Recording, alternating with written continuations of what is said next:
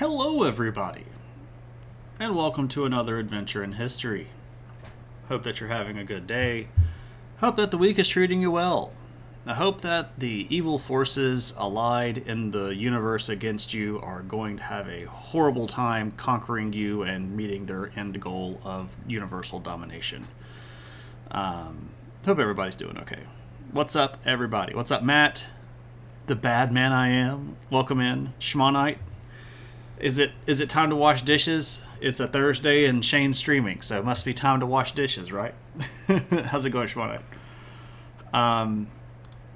Hope everybody's doing okay.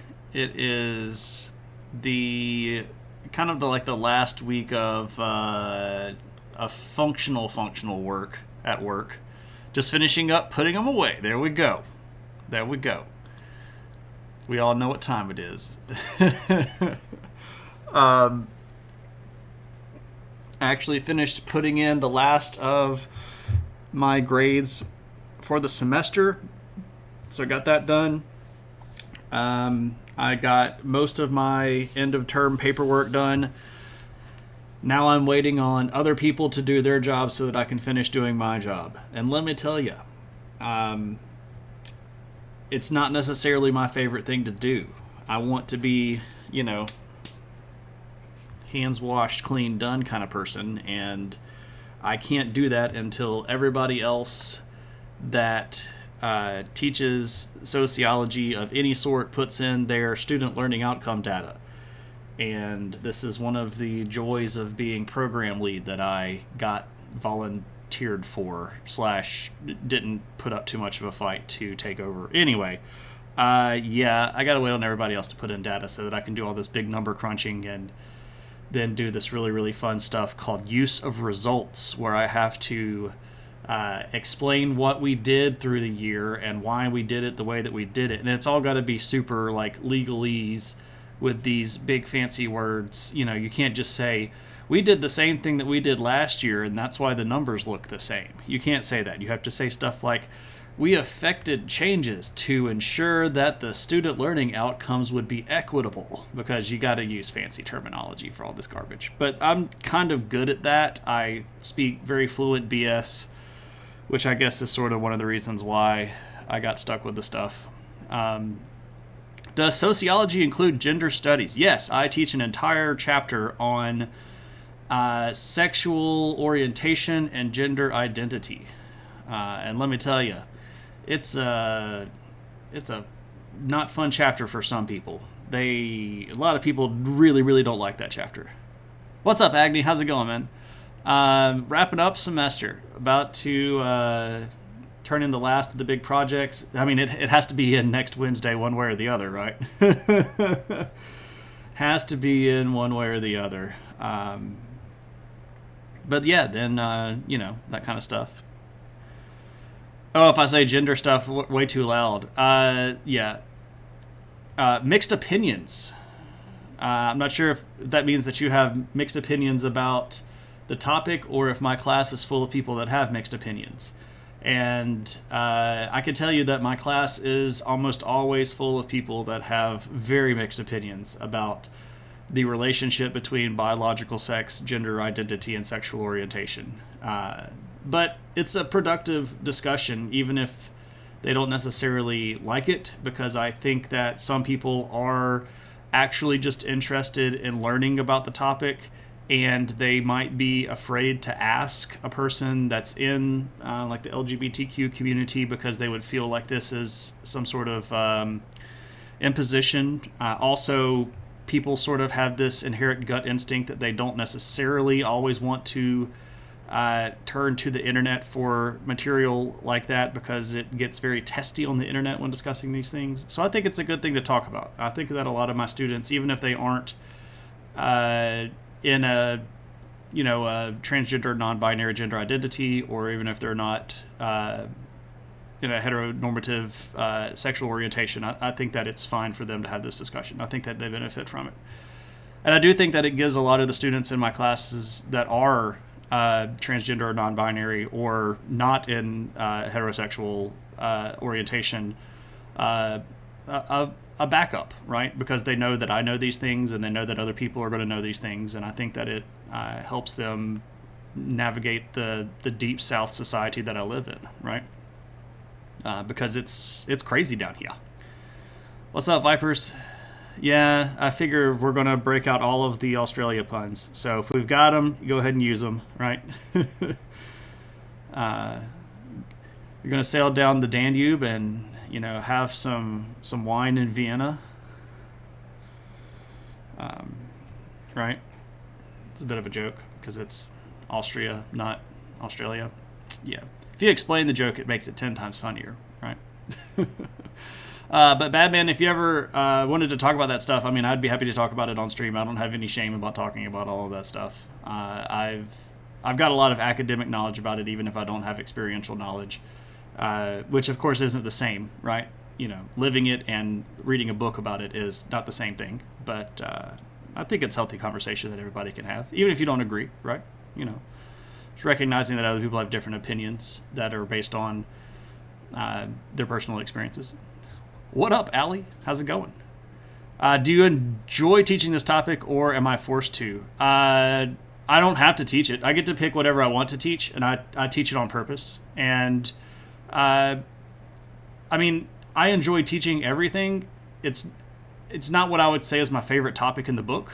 I think the discussion about identity in general is more interesting. But it's fair to point out that people's gender identity and sexual orientation is a large part of their identity. So it overlaps with my favorite stuff.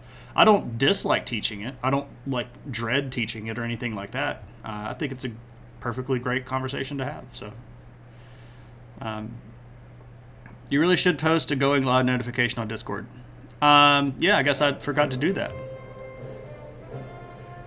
Dun dun dun dun dun dun dun dun. The only Mr. Sleepy. Thank you so much for this the follow. And Steve is raiding in, and we're going to see the raid alert. Steven Nigerian. What's going on, man? We're just kind of chit-chatting. Hope that you're doing well. From everybody that's in Steve's channel, if you don't know who I am, you probably haven't been in Steven's channel very long because I'm over there all the time. But if you want the introduction, this is Shane, right? And I teach history and sociology at college. And when we're on channel here, usually we're talking about history or society or something like that. And tonight we're doing a viewer request stream, which is listed there, right? And we're going to be talking about people from native continent of Australia. So hard to describe these people accurately. We might call them Aborigines, but it's not necessarily the term that a lot of them want to use. Aboriginal might be a better way to describe that, but there are some people that have issues with that as well.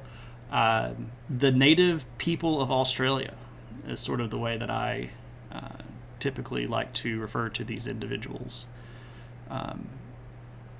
Had to make up for Tuesday. So yeah, I streamed on Tuesday and I was just half dead.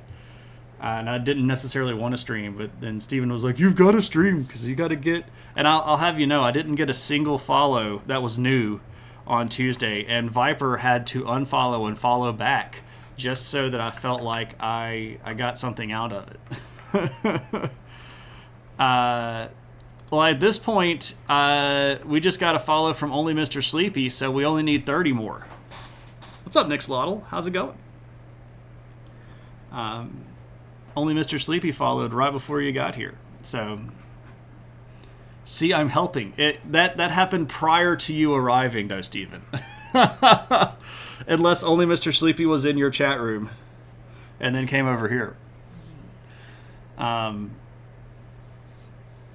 Oh, you were? Okay, there we go.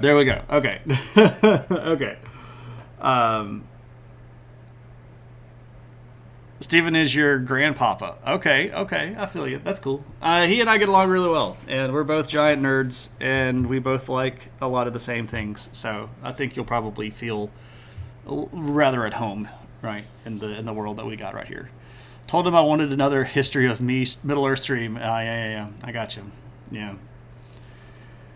Steven's a pusher, man. You got to be careful with that guy. Even though I like the wrong sports puckball team. Yeah, well, you can't always pick the winners. And this year, my team didn't win very much. Not at all. Everyone has flaws. That's true. And I wear mine sort of out in the open. I do like the Devils. And I sort of unironically like the Devils, despite the fact that I really only started liking them because of Seinfeld. So, you get into the habit of doing things, and then it just becomes second nature, right?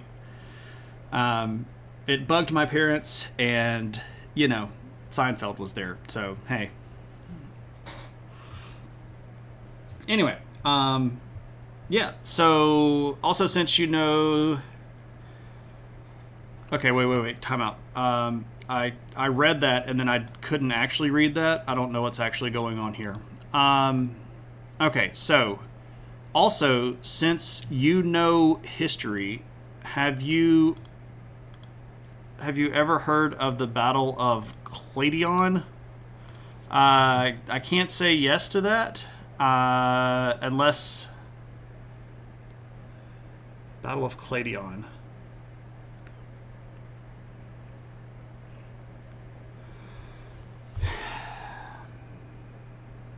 I mean,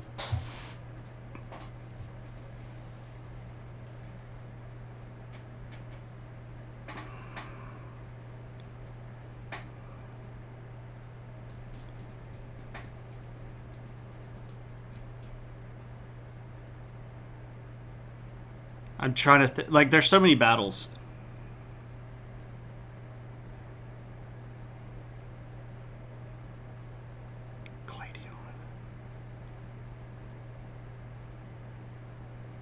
I say that's Greek. Let me think out loud. Okay, let me think out loud. Okay, so Cladion is obviously in Greek because that's a Greek term. And it's not an ancient Greek battle because all of those would have been much more frequently to my mind. So if it's Greek and I don't know it off the top of my head, it's either going to be like, when did I stop? So it's probably going to be like post 800 or 900, because like what Leo, no.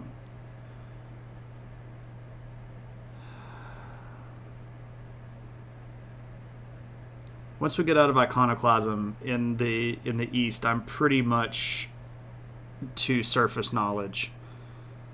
So if it's Byzantine, it's probably like in the 900s or 1000s.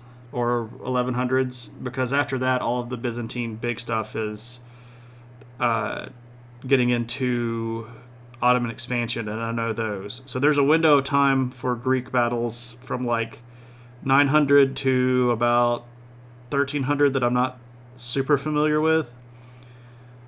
And then it could be a battle in...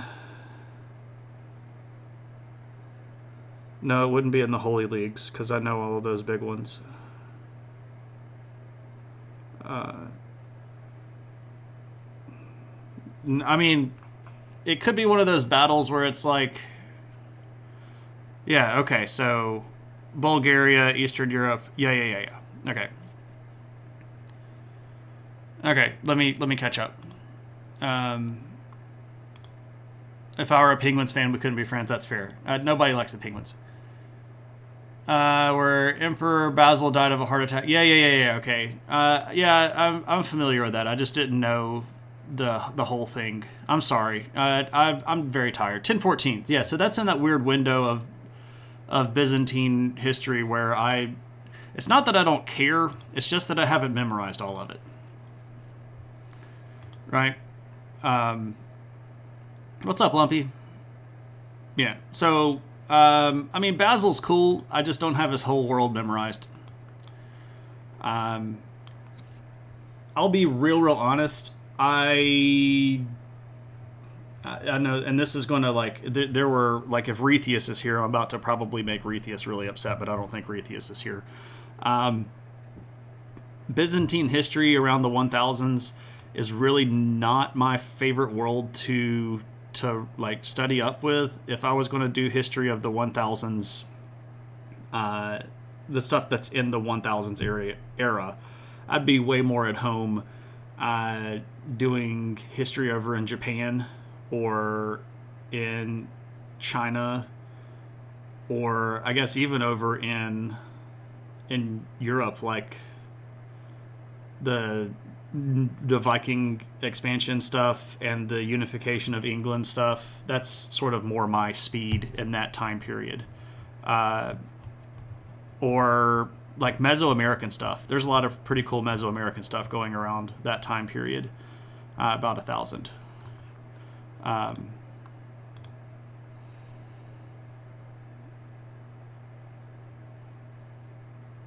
Yeah. I mean, Basil is he gets the nickname the Bulgar Slayer. So, I mean, that's a pretty cool nickname. And I know generally about what he did, but not completely my speed. I mean, not that I don't like it. I just haven't memorized all of it.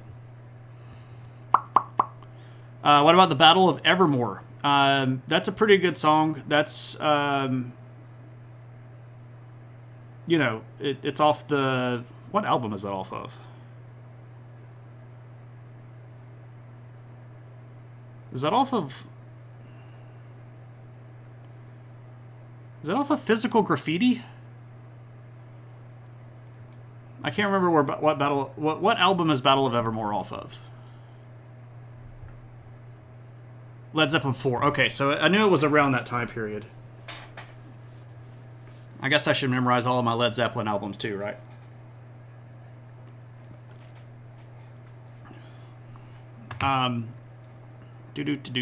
What's up, Cliff? Make some food. Yup. Basil's pretty cool. What's up, Chris? I teach history at master level. Well, I mean, I teach bachelor stuff mostly, but like I can, wasn't that something with airships? Ooh, what is this? Vibes? Vibes?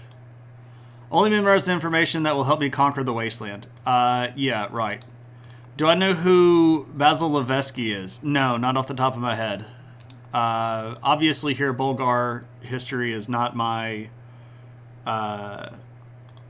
strong suit. And you're welcome to unfollow me if you if I'm just losing you. Basil Levesky, or Levsky, sorry.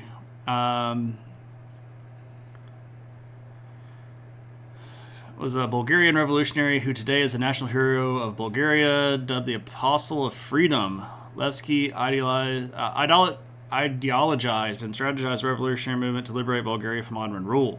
Levsky founded the International Revolutionary Organization, sought to foment a nationwide uprising through a network of secret regional committees. Huh. Well, that's cool.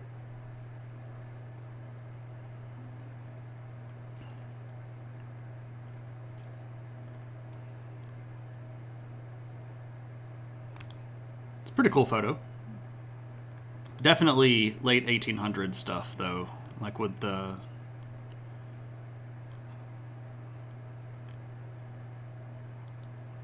Karlovo.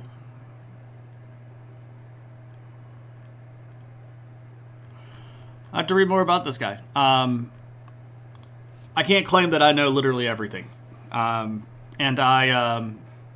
I keep telling everybody in chat this, and they keep disbelieving me. But here's perfect example here where I got asked 2 questions, and I didn't know the answers to either of them. So, obviously, I don't know everything. You're welcome to put whatever you want to in chat, though, if it's something cool that you know about. He was one of the people who helped set Bulgaria free. I've never been to Bulgaria, but I've been on both sides of Bulgaria. It's just hard to travel to Bulgaria from Greece, and it's hard to travel to Bulgaria from Turkey.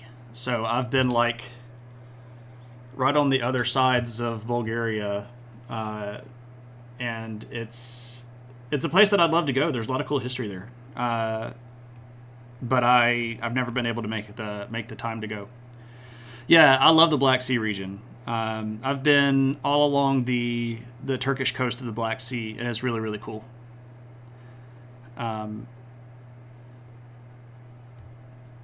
But I mean, I'd like to go to Bulgaria and Macedonia and Romania, all those places that are like right in that region, because there's a lot of really cool history there.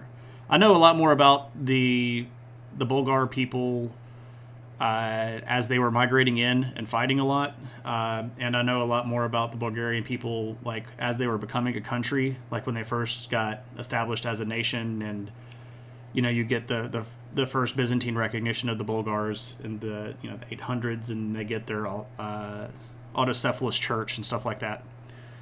So, do you think that the Black Sea was caused by the Great Flood described in the Bible? Not directly, but it's pretty obvious that the Black Sea used to be way deeper or way smaller than it is now. Obviously, if we just look at the Black Sea coastline, you can tell that it used to be smaller. Like this dark stuff was originally the original coastline of the Black Sea when it was a lake, and obviously there wasn't a direct connection here through the Dardanelles and the Sea of Marmara, and all that stuff wasn't all connected. And this little spot right here was the one that broke, that flooded all this region. I do think that regionalized local flooding and stuff like that happened at the end of the last ice age is a lot of evidence towards stuff that would have inspired things like the story of the Great Flood in the Bible. But if you're asking if I think that the Genesis account is a literal and accurate account of events as it happened word for word, no, I don't. Genesis is mostly, especially in that particular portion of the book, mythology, and obviously written as a mythological genre. And then people are going to be like, oh, unfollow because you're not Christian. Well, I'm a heretic, so I think it's actually okay to admit these things, but that's me. What website? The one that I was just showing was just Wikipedia for Vasil here. This is just Wikipedia.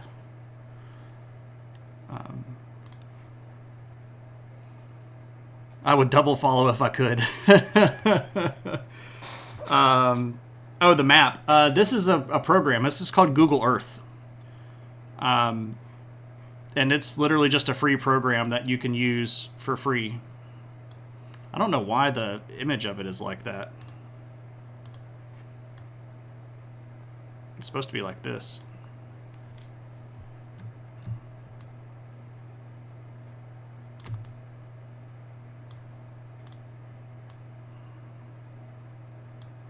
I don't know why this stuff moves around. It's like every time stuff updates, it just like every time OBS updates, it just throws stuff off. Yeah, I love Google Earth because I use this basically to make maps however I want to, right? And we're about to start talking about this stuff right here, which is why I have it kind of zoomed in right here.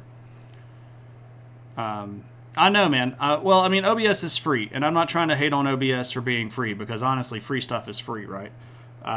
But like, it's tough to deal with that. Am I going to try to tell you that Harry Potter was an accurate account of the 90s England? Yeah. Do you want to visit Antarctica? I would go if somebody else paid for it, but I don't want to pay for it myself. It's very, very expensive to get there. It's also incredibly difficult to plan a trip to go there. And just to be honest, I would take that money and go to 4 or 5 other places that would be way cooler to me. I would not spend my own money to go to Antarctica. All right, let's actually talk Australia because we're 25 minutes in and I haven't said a word about the main topic, and I don't really feel like streaming until it's 10 o'clock tonight in my time. So let's go ahead and kick this stuff off. All right, so first off, if we're going to talk about native people of Australia, we got to talk about how they got there. And obviously today you can't just walk from, this part of the world to that part of the world.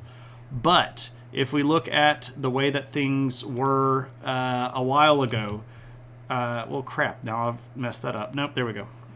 This is what stuff used to look like. And we had these two big continents that don't really exist anymore today, called Sunda and Sahul. And all of this used to be one big continent, and all of this used to be one big subcontinent that sort of stuck off the end of Asia.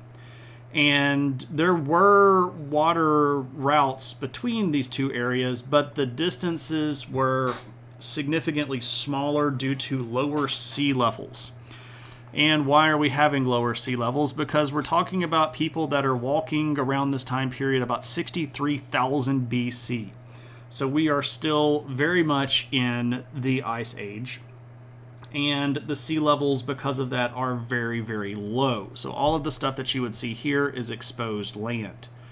And you would have been able to walk down to this area, and you could see how easy it would be, significantly easier with the lower sea levels, to hop your way over to Australia.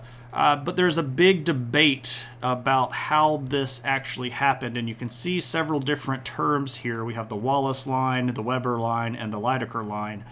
And these are different attempts at explaining things like human populations, and especially animal and plant populations, as distinct groups from Sunda and Sahul. And the population of animals down here in what is modern day Australia is obviously very, very different.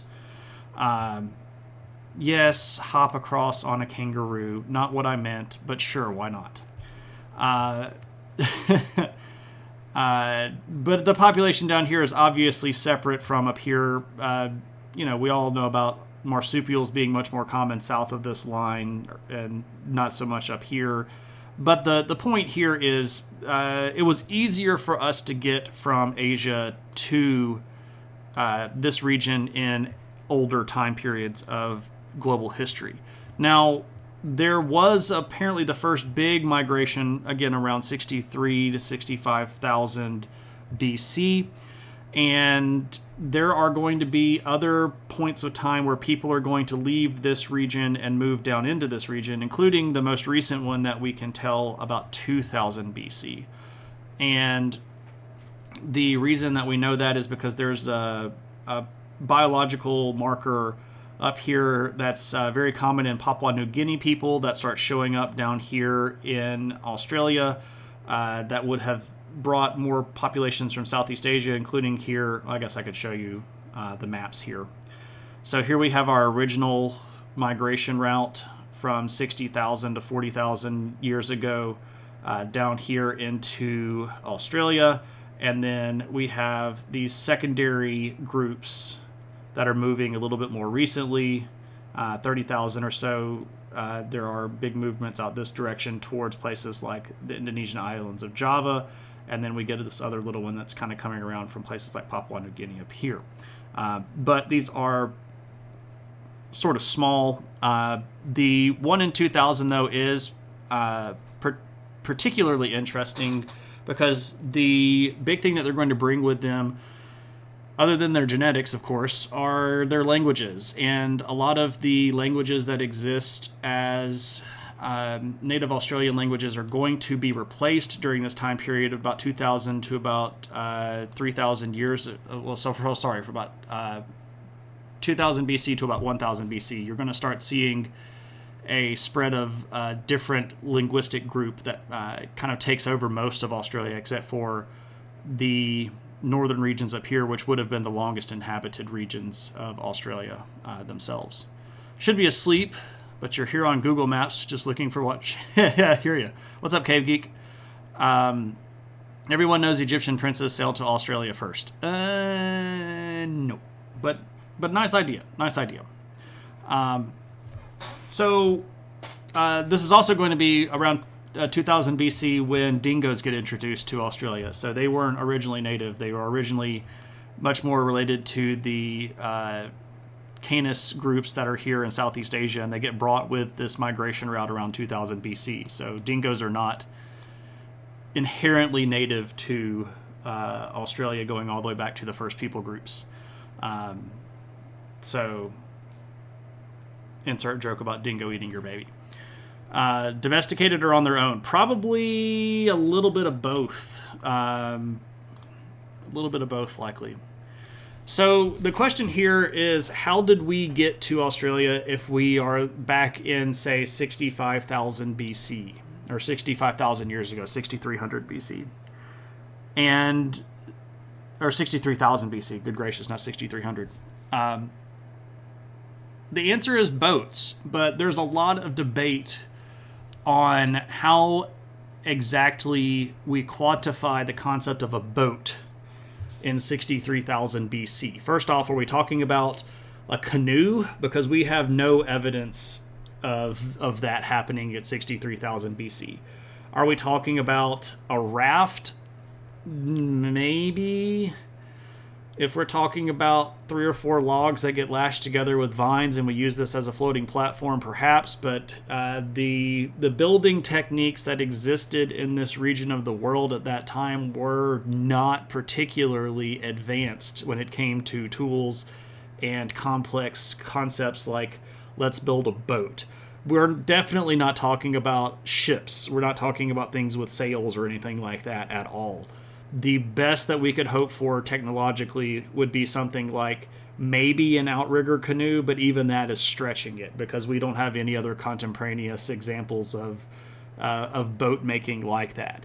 The best guess is that there were people that were using small rafts that would float around the coastlines of things, and some people got adventurous and decided to try to go off to the next island and then the next island and the next island, and they ended up running into Sahul, this whole new continent down, which was going to be modern Australia and Papua New Guinea and Tasmania and things like that. There is an attempt at saying that there were people that got blown off course and that they had these established routes of passage where they would move to certain islands in a cyclical pattern, sort of being hunter-gatherer on island to island to island, and that they got blown off of path by storms and ended up on different islands, and this is how they ended up down there. I think that is assuming a lot. I don't think that our populations at that time are going to be particularly large enough that a single migration of people is going to be able to populate an entire continent. Maybe if it happened several thousand times, right? But probably not my favorite theory there. Floaty stuff, correct. Aliens, also legitimate. Okay, good gracious, let me catch up. So Keith Richards walked to Australia. Yeah, there we go.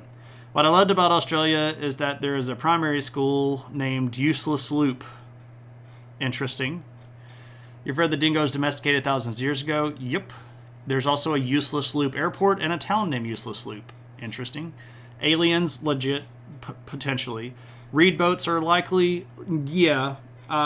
Big bundles of reeds that might have been sort of like, not necessarily even boaty looking things, just stuff that floated, wouldn't really carry a lot of weight, maybe 1 or 2 people. Weren't some places that just hopped on bamboo? Kind of, yeah, but again, see, are we talking about rowing around the edge of an island in very shallow water, or are we talking about sailing out of sight on one of these things? And one of those is very easy to do, and one of them is not very easy to do. Surprised it's just not a bunch of land bridges that change with the tides. Well, I mean, there is some of that. And even if we zoom in on the stuff here, you can still see the old continental shelf, right? Because all of this shallow water right here, that's the lighter blue, this would have been exposed. So you can still see that there are a lot of places where you would have a lot of tidal influence, especially this region right here, which is why I kind of zoomed in on it, right around the sort of end of the Indonesian archipelago. There's a fairly decent chance that you're going to be able to see just about all the way over across these things. And some of the oldest remains that we've found, and I say we like I'm the archaeologist that's doing it, in Australia are right around this region right here. There's been a lot of underwater archaeology that's been done in this region to find that there are little settlements all around in this particular little lagoon zone right here. So, I mean, this region is the oldest part of Australia. Like these two little peninsula here, this is where you're going to be finding the oldest stuff. All right. Okay, so we're getting there, right? There are even some people that say there was purposeful exploration, like people were actively trying to migrate out of this area, so they decided to try to go look for stuff. But even that's kind of scary, right? Like, let's put our whole population on a boat and sail into the middle of nowhere where we can't see and we don't know what's out there. I don't know. Maybe they sent Jimmy's, they send a Jimmy out, and if Jimmy comes back, they're like, okay, if Jimmy can make it, we can, but I don't know if I'm going to go out there by myself. We know that the sea journeys were treacherous since Aussie settlers didn't see the wildlife and turned back. Yeah, right. Of course, as soon as they landed on the coastline, they weren't immediately assailed by all of the scorpions and snakes and spiders and, poisonous mammals, things like that, right? Yeah, so probably not something that everything big, right? So who were these people? There's a fair question. We know that they were related to Asian populations, especially these Indian populations and Southeast Asian populations about 70,000 BC. And it's also fair to point out that when I say Indian populations at 70,000 BC, the people that were living in India in 70,000 BC are very different than the people that are living in India now. The closest people that would be similar from that time period are the ones that are down here in the south, the sort of native Dravidian populations in modern-day southern India. But there's a lot of movement of people groups through this region. India was a hub of migration for a long time, and people stayed here long enough to develop subclades of genetic identity that have genetic markers that are unique to them. And those are the ones that we can trace down here. So that we know that their population came probably around the coastline through India and Southeast Asia to make their way down here. But what's interesting, too, is that there is a fair amount of Denisovan DNA. So Denisovans are some of the newest hominins that we've discovered, and they are going to be very common here in this sort of Central Asia region. And modern native Australian populations show a fairly high amount of Denisovan DNA. We've been able to sequence Denisovan DNA thanks to a couple of different teeth and a piece of a jawbone that have been found in some caves. So we do know a lot of the genetic markers that we would see from Denisovans. And again, Denisovans were a distinct non-Homo sapiens species that interbred with Homo sapiens. This is similar to Neanderthals. But whereas Neanderthals were sort of much more popular here in Europe, the Denisovans seem to be more popular here kind of in Central Asia and getting over here into China as well. So interesting stuff there. Australia is just the hardcore part of the world. Right, it's where you go if you want to play survival in nature on hard mode, right? My history teacher asked me for how long in human existence... Okay, wait. For how long in the human existing on Earth? Okay. So is the question, how old is the Homo sapiens species? Homo sapiens are about 300,000 years old. So probably somewhere in the 320 to 300,000 year old range. And that's actually older than I would have said a year ago if you had asked me that, because we keep finding older examples of how Homo sapiens are older than we think we are, or think we have thought we are. If you had asked me that same question back when I was in college, it would have been, oh, we're like maybe 200,000 years old. So we've already expanded 120-something thousand years in the last 20 years of anthropology and archaeology. So last year, I would have said that we're somewhere between 260 and 280,000 years old as a species. And Ali, another thing that I'll point out here is that we think that we're super evolved. And I really like to always point out that if we are 300,000 years old, we've only been living in cities for about 4,000 years, which means that we have, 296,000 years of hunter-gatherer built into our DNA. We haven't moved away from the animal part of us very much, right? So, you know, we are definitely babies, right? If we're talking about, well, I mean, there's even a question now about whether or not habilis belongs in the Homo genus. There are some people that are trying to push habilis back into Australopithecine genus. So, I mean, we're in 1.4. There, I mean, there were 3 or 4 different Homo genus species that would have been around 1.4 million years ago, and it's hard to guess. I said 200,000. He said 2.5 million years, and then he meant, okay, so like if we're talking all the way back to like the beginning of Australopithecus, like Australopithecus is like 2.8, 2.9 something million years ago. I think it might even be further back than that. We keep finding more stuff, and it's hard to guess a lot of this stuff because it's way past the ability to carbon date. It's just in geological species. That's why you have feral days in the house, right? You are inherently hunter-gatherer, and you want to go out and forage something. Foraging, fighting, and that other F word that we can't say. That's pretty much all we're built for, right?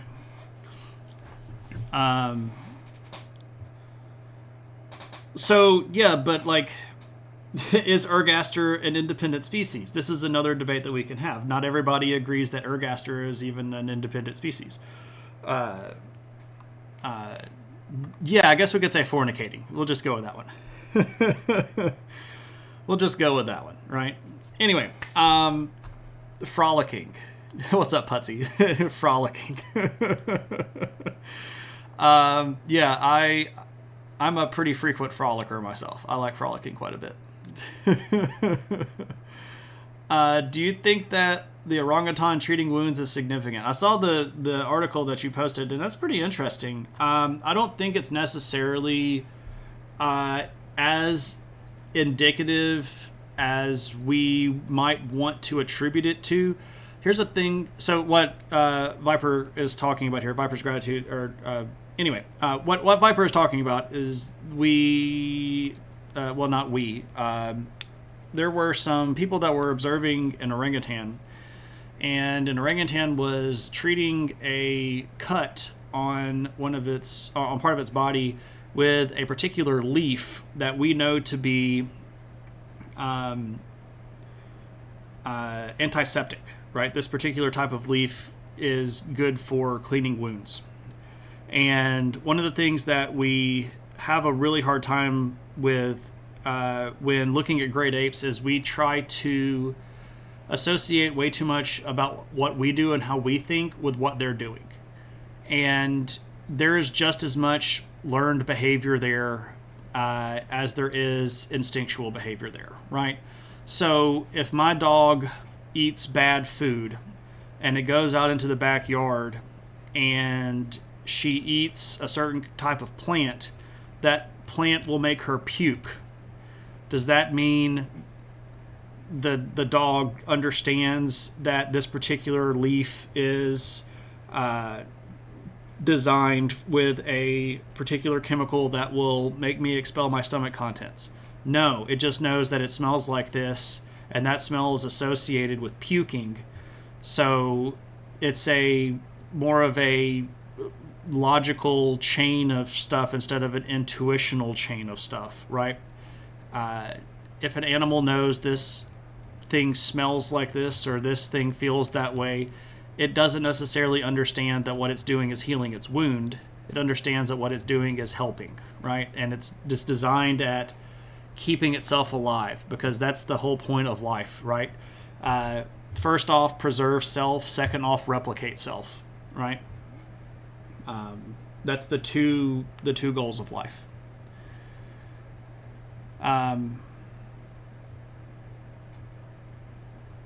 Anyway, I frolic frequently. Such a dope head. I heard Leaf when you're talking about marijuana. No. I don't smoke weed, but if you want to, you do your thing, right? Make money off of life. We can try. That's the goal. Anyway, one of the things that's interesting about Native Australian populations is that they might actually be the oldest currently uninterrupted culture on Earth. And what do I mean when I say that? So if we assume, and it's a fairly safe assumption, that humans first showed up in Australia around 65,000 BC, right? We can fairly safely assume this. If that's the case, they have been living there in their native culture for 67,000 years. There are very, very few other places on Earth that have been as isolated and as left alone as Australia has. So an uninterrupted line of culture that goes back 67,000 years is probably the oldest one in history.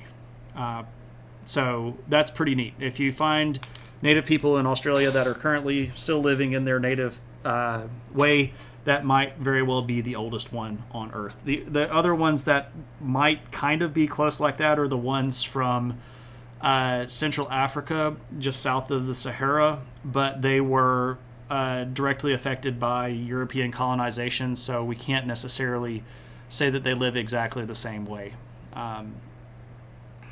So there's that. Life is just trying to live long while making life happen. Pretty much. Another orangutan is selling medical insurance. There we go. Yeah, that's a sign of capitalism, right? So if we look at where they first showed up, this is again going to be on the northern line of the continent, and this location is currently suggested to be the oldest sign of human human habitation in Australia. And this is at a place called Majabebe, and it is a rock shelter. So what a rock shelter is you see these rocks here, and then there are overhangs and caves. These would have been used as temporary shelters from places from things like rain or storms or inclement weather, or just a place to hang out to keep the sun off of your back. There have been a lot of excavations here in this region, and they have evidence of people being around here around 65,000 years ago, but the carbon dating is plus or minus 6. So, it could be as recent as, 58,000 years ago, but that's still friggin' long time, right?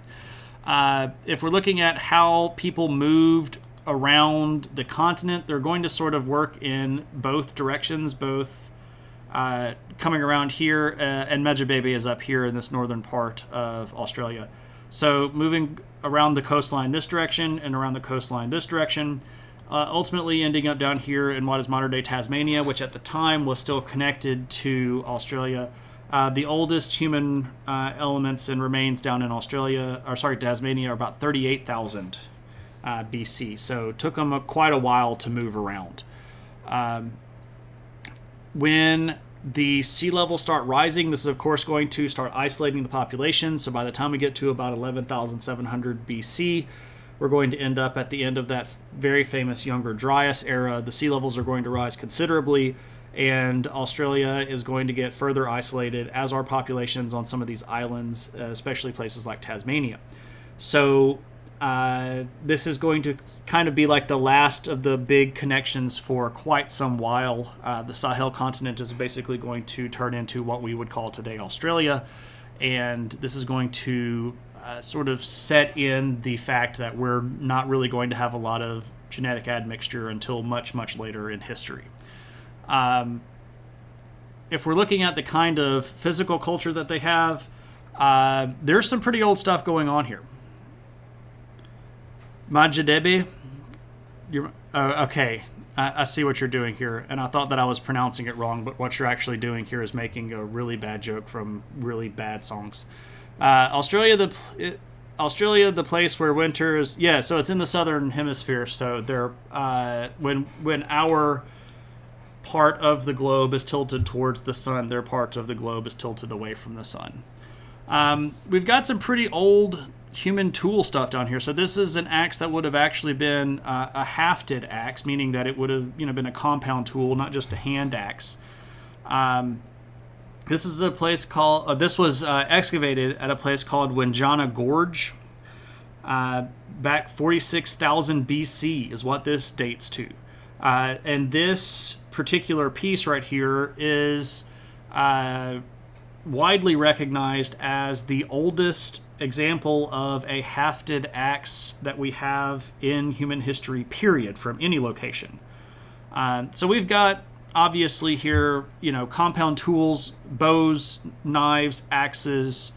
But what's interesting specifically about this is the level of physical, cultural advancement follows with the human migration. So the most complex stuff is going to be up here in the northern part, and down here in places like Tasmania, it's going to be less culturally advanced along the compound tool levels. So the native Tasmanian population was completely wiped out by European settlement. So we don't really have a lot of good knowledge about the native Tasmanian people groups. The only thing that we have are a couple of European accounts that are highly speculative, and in those, the Europeans that were trying to describe Tasmanian culture say that they didn't even have rock tools, that they were still just using like sharpened pointed sticks that they would heat in a fire to kind of make them a little bit more hardy. So the situation there is somewhat speculative. Archaeologically, there hasn't been a lot of evidence dug up in Tasmania that would indicate higher levels of sophistication. You burn just the outside of the wood and it keeps it from rotting. And it actually makes that outside harder. And you don't put it in the fire and burn it. You just sort of stick it in the fire and you burnish it. You rub stuff on the outside of it, like something like a sap, or maybe like a tar or something like that. You burn it a little bit, and it makes it. It's sort of like a lacquer almost, if that makes any sense. Burnish. Yeah, Cherry. Oh, hey, Cherry, how's it going? It's good to see you. It's been a while. Kind of like making a steak. You don't want to burn it. You don't want to cook it that long. You just want to get in there so that it gets, little bit of heat. Was Australia always as dry as it is now? No, it wasn't. That's a great point. And that's actually going to have a really big impact on the physical culture. If you look at Australia back during the last ice age, it actually had a lot more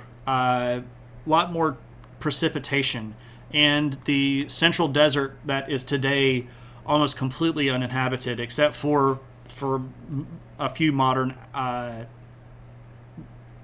Aboriginal settlements and a couple of modern cities that would be not really high up the level of city as we would call them today. But anyway, the central desert was not as arid, and it was not as horrible for living conditions as it is now. As we transitioned out of the last ice age, it did dry out a lot more, especially because as the ice caps retreated, it's going to change the ocean currents, and the currents are going to bring less precipitation to that part of Australia. And this is going to have an effect on the population. We actually find a lot more settlements that are internal to Australia that go back to prior to the Ice Age. So there are lots of places of like rock art, rock shelters, villages and things like that were abandoned about 13,000 years ago as it got really, really hot. And this is going to push people towards the coastlines. Which secret lab did all of the super poisonous animals escape from? Part of that just comes from the fact that you're always in competition with everything around you. So if poison is going to give you the edge because everything else is poisonous, you got to just be more poisonous, right?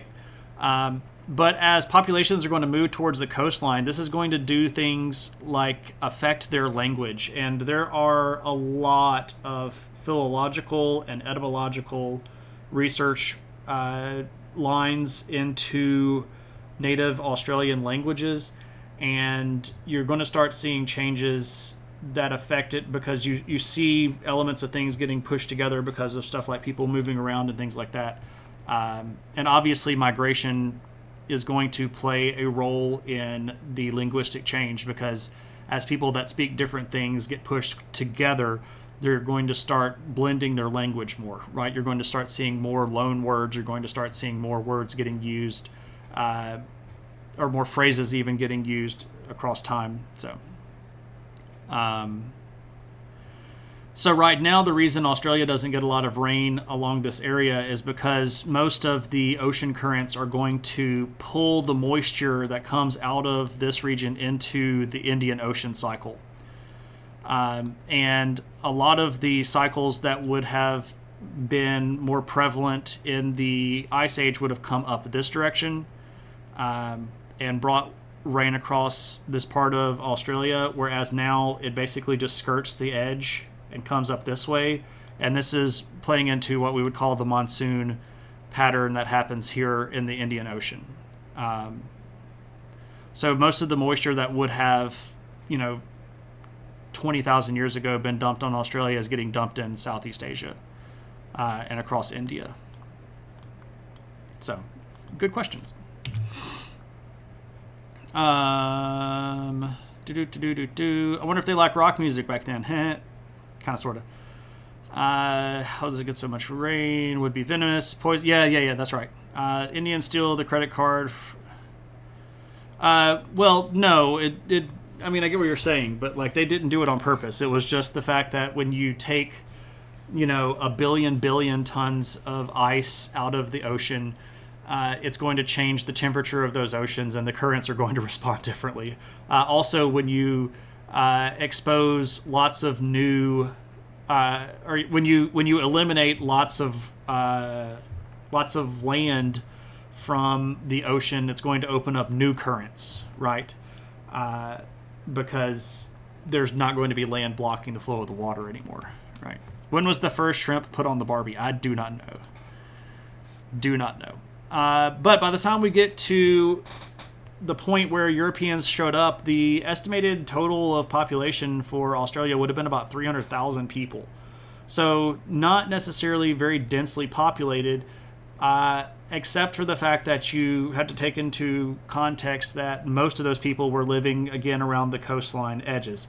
And if we're being for real, if you look at the population of Australia today, the vast majority of the population still lives within about an hour of the coastline, right? Because the coast is what makes Australia work. You don't want to live too far close to the interior, right? Shrimp on the Barbie is a phrase that originated in a series of television advertisements by the Australian Tourism Commission, broadcast in the US and UK, starring Paul Hogan, Crocodile Dundee, from 84 to 90. Interesting. What up, Tindarius? Good to see you. Thanks for the lurk, my friend. Welcome in. Australians don't say shrimp. What do they say, Nick Slottle? Why not make a Panama Canal through Australia to increase the rainfall, just making it more arable? Prawns. Yeah, that's right. Is everything a prawn, though? Because in the United States, I don't know. Anyway. So about 300,000 people-ish. We also have like more than 300 different dialects of their language. The language stuff is going to be really interesting. And again, that's how a lot of history of Australia has to be done, because none of the regions had a written language, right? They just passed down oral histories and did art, which is really cool, and we'll talk about that a lot in just a second. But their linguistic history is one of the sadder parts of obviously the mass murders and the the death and stuff like that is the worst part. But of the 300 plus existing Australian languages that existed at the point of European contact, there are only about 50 that are still what we would call today in good shape. So a significant loss of linguistic history. There are people that know a lot of the languages, but they're academics that have learned the languages and attempt to study them, or there are people that, are like the last people that speak their language. They don't have anybody else to speak it to. So for a language to be in good shape, or a living language, if you want to call it that, what you need is basically 3 generations of active speakers. You need grandparents that speak it, parents that speak it, and kids that are being taught it. That's how we designate a healthy language. And there aren't many of the original Australian languages that are in good shape.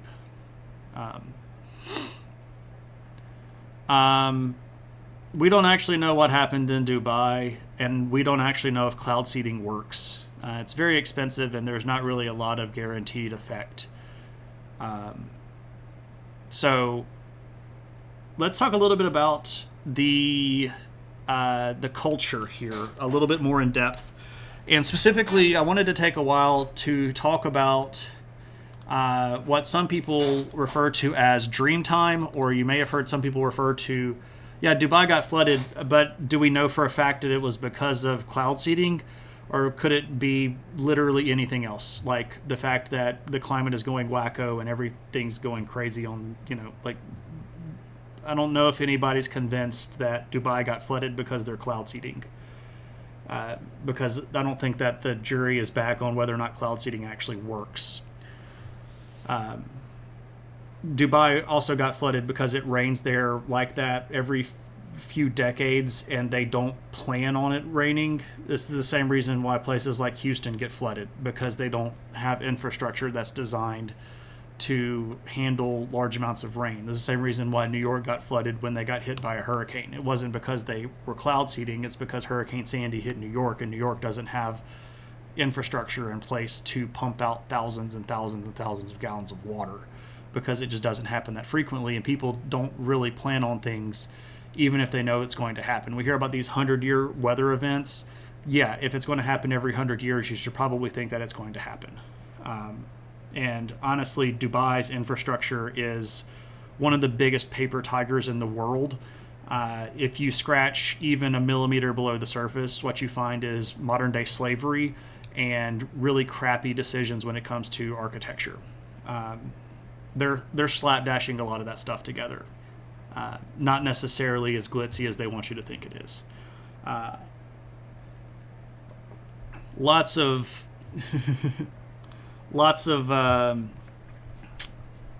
I don't know. Dubai is not as cool as everybody wants to think that it is. But all right, Mr. Sleepy, take it easy. Have a good one. Anyway, so if you know about Native Aboriginal people of Australia, you may have heard of Dreamtime, or you may have heard of the Dreaming, or you may have heard of songlines or things like this. And this is one of the more difficult parts of their culture to try to explain. And I'll be very honest and say that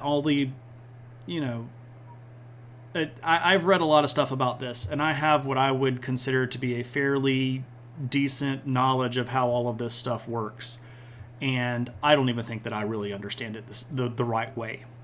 But what I can try to do is try to explain it to you. If you don't know what it is, or if you've never heard of Dreamtime or the Dreaming or anything like that, there is a fairly universal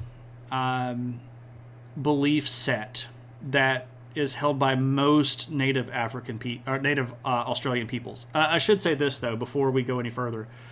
The modern concept of the Aborigine, right? That's a very modern European idea. The 1800s settlers treated all of these people the same. They weren't the same. They're not the same genetically. They're not the same linguistically. They're not the same culturally. They have similar elements that pervade most of their cultures, but the Native Australian population is not monolithic. there has been a movement towards treating them more monolithically, and some of the native Australian groups have started working more in conjunction in modern times, but a lot of that is because they're trying to use collective power to lobby for change in the government, right? And if it's just one tribe versus the government, they're not going to win. But if it's 15 tribes against the government, they might. And what this ends up doing for a lot of people is sort of making it look like, oh, there's only one tribe and they're all just called Aborigines. That's not the case. They had just as much diversity as the Native Americans did. And, like we say Indian today, but hopefully we all know that there are hundreds of different tribes with languages and cultures and mythologies, and there are going to be some levels of connection across them, but they're not a monolithic culture. Australia's it's a pretty big place, right? Benedict, okay, you were browsing channels and had to drop by and say that I love Electric Uluru title. Okay, so we can actually talk about Uluru here. So this is just happenstance that we're actually at the right location to talk about that. But first off, welcome in, and I hope that you want to hang around for a little while, because we're talking Native Australian history, and we're actually to the point where we're going to talk about why stuff like this is important. Okay, so if we're talking about their concept of religion, we're talking about their concept of mythology or sense of place or time, there is a single concept that most Native Australians are going to follow, and today it gets called a lot of different things. They have a lot of different original Native Australian words for it, but the way that it gets referred to most in modern world is dreamtime or the dreaming. And these are not good translations. The way that the native languages translate into English doesn't line up with that.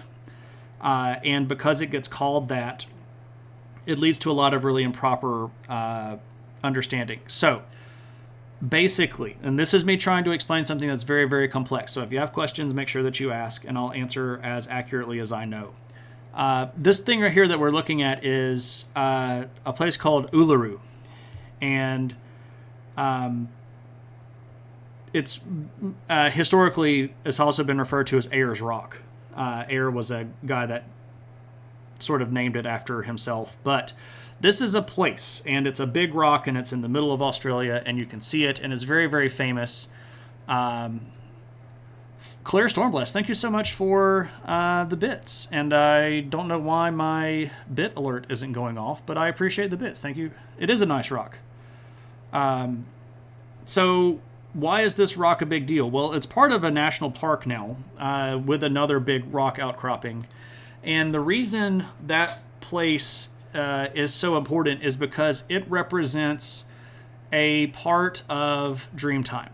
So, Dreamtime, as we understand it, is a collected sense of time, place, and self. And it has all of these different elements mixed into it. All right, and I know that by itself is very complicated, and Noger's probably having a philosophical backflip going, you can't put time and place and self together.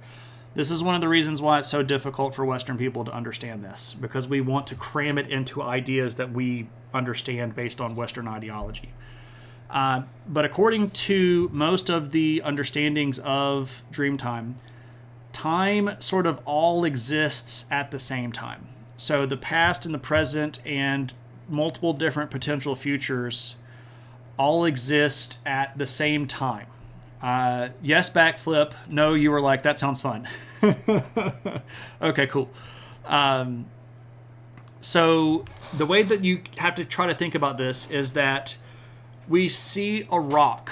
And again, I'll show it to you. Again, we see a rock. And this rock is a place, right? But this place has a story that's attached to it. And that story is how this thing came to be. And when we go to this place, we're not just going to this place to see a rock. We're going to the place to experience the event that happened in the past. And the event that happened in the past is going to predicate the event of us being there in the present. Why are we going there in the present? Because this happened in the past. So that means the past and the present are at the same time, place. And yes, time, place is kind of a concept here, where time and place overlap. Christianity believes that God exists out of time. So this isn't necessarily out of time, though. This is all time happening at the same time. And if you go to this place, you're not just experiencing it in the present, but you're experiencing all the stuff that happened in the past at the same time. So if there was a heroic event that happened here, you can have that heroic event sort of reenacted at the same time, at the same place. What's up, Ogie? Good to see you. Welcome in. So we can look at a connection, and these connections exist in time, in place, but also in self. So what's really kind of interesting here is that if you have a dream, and this is where the dreaming part comes in, you might dream something, but that dream is attached to you, right? So you have the dream. But in that dream, you can be connected to the past or the present or the future. You can also be connected to a location if you dream about that place. So if I dreamed about Uluru, I would be connected to that place. And there's a sense of connection at that point between myself and that location. And that exists at all points in time because we're not necessarily... The concept of being isn't necessarily tied to just the physical being, right? There's the spiritual self as well. And your spirit existed before you were born. It's connected to your body in a sense of physical being and location and time while you're alive, but it's also around after you die. So if I'm dreaming of this location, I might run into the spirit of a person that died at this location 60,000 years ago.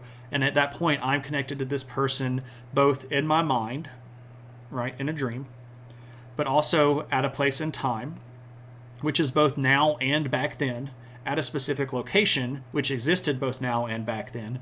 So all of this is happening in the same time, or in the same instance, I should say. And I know that this is kind of crazy and it's kind of hard to wrap our brains around this. But this is the connection that they have with the world. You're experiencing the story of it. Yes, exactly. And you're a part of the story. And it's happening coincidentally, right? It's kind of a quantum existence. Yeah, you like that. The land has a memory. The land absolutely has a memory. And so do plants and animals. And so do people. And so do items and things. Sounds almost like looking through a picture book and imagining what it would be like in those moments. That's a good point, too, because this is one of the reasons why they do so much art. And if you go to these places that are connected to Dreamtime or connected to the dreaming, you're going to find tons of art because they're going to literally carve their history into these things. And the act of putting a picture of what happened onto the thing is just another way to reinforce this coincidental existence of stuff, right?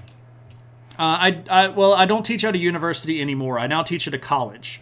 But in the States, there's not too much of a difference. I have a master's in history and a master's in sociology, if that helps out.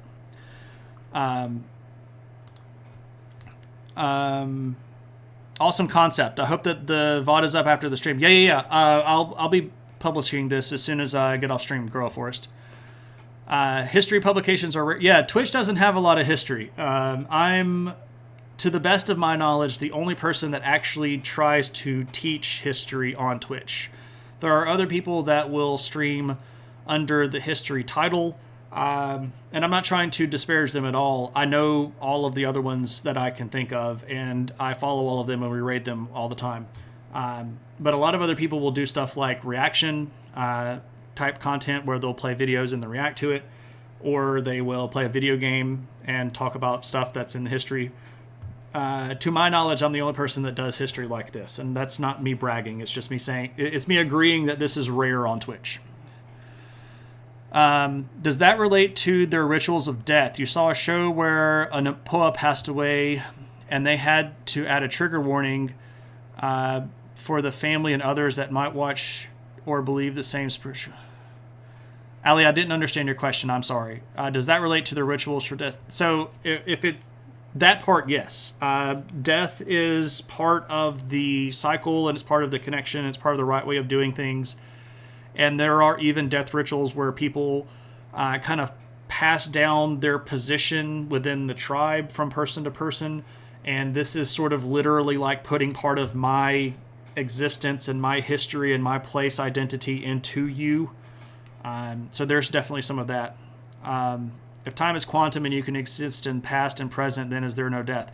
They don't believe that there is... so life is a transitory phase of existence, and there is existence before life and there is existence after life. And the person is the spirit of the person, but the person is also the body. But you're not always in the body. So here's an example. So, like if you get pregnant, right? Like if a native Australian woman gets pregnant. I'm Spartacus. Claire, thank you so much.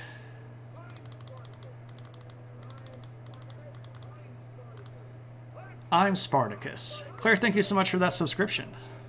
And welcome to being Spartacus. So if an Aboriginal woman gets pregnant, the fetus starts developing, but the fetus doesn't automatically have a human spirit into it. There's a point during pregnancy where the spirit will come into the fetus. And this is... It's a little bit of a different time period depending on the different groups. But if we're trying to apply a modern logical explanation for this belief, we all know that some pregnancies, if a fetus is if you're going to go into early labor at a certain point, the fetus isn't going to make it, right? There's just no way that the baby's going to be born. After a certain point, though, the baby might be premature but can still make it out, right? So this is kind of like at a certain point you're viable, not just as a physical body but also with a spirit, so that you could survive, if that kind of makes any sense. So there's that idea, but your spirit exists before you are born, and it enters your fetal body prior to birth, and then you are born into your physical body. Definitely believe in land and plants and animals. Absolutely. You're very far from you as a country. I'm in America, yes. You're interested in archaeology. That's excellent. I've been to a lot of countries to do archaeological stuff. Ogi, or it might be Ogi. I'm not sure exactly how you're welcome to tell me how to pronounce that. If you don't mind sharing, where are you from, and what type of archaeology are you doing? This sort of view of the world must be facilitated by a way of living that did not change much for generations. It would be harder to develop this system of belief in the modern age. Lumpy, that's a great point as well. And remember, I had said back at the beginning part of the stream that the Aboriginal culture is probably the oldest uninterrupted culture on Earth, right? So they've had, again, probably 65 to 67,000 years of uninterrupted cultural beliefs, which is pretty cool. What up, DCI Banks? As an extension of the self, yes, kind of, sort of. I am not Spartacus. I'm not. Oh, you're from Turkey. Oh, I love Turkey. I've been there several times, and I've done some archaeological stuff in Turkey before. I'm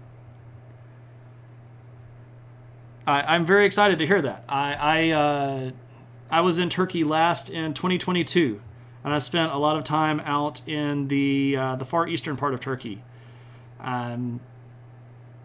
doing some stuff out in Kilikia specifically. I might have some Hagia Sophia stuff published somewhere. But the big background of my so like the banner where I'm walking through the field of wheat, that's in Turkey. That's at a place called Salinas. It's where the Emperor Trajan died. So my Facebook profile is in Hagia Sophia. Yeah. I love Turkey. It's one of my favorite places in the world.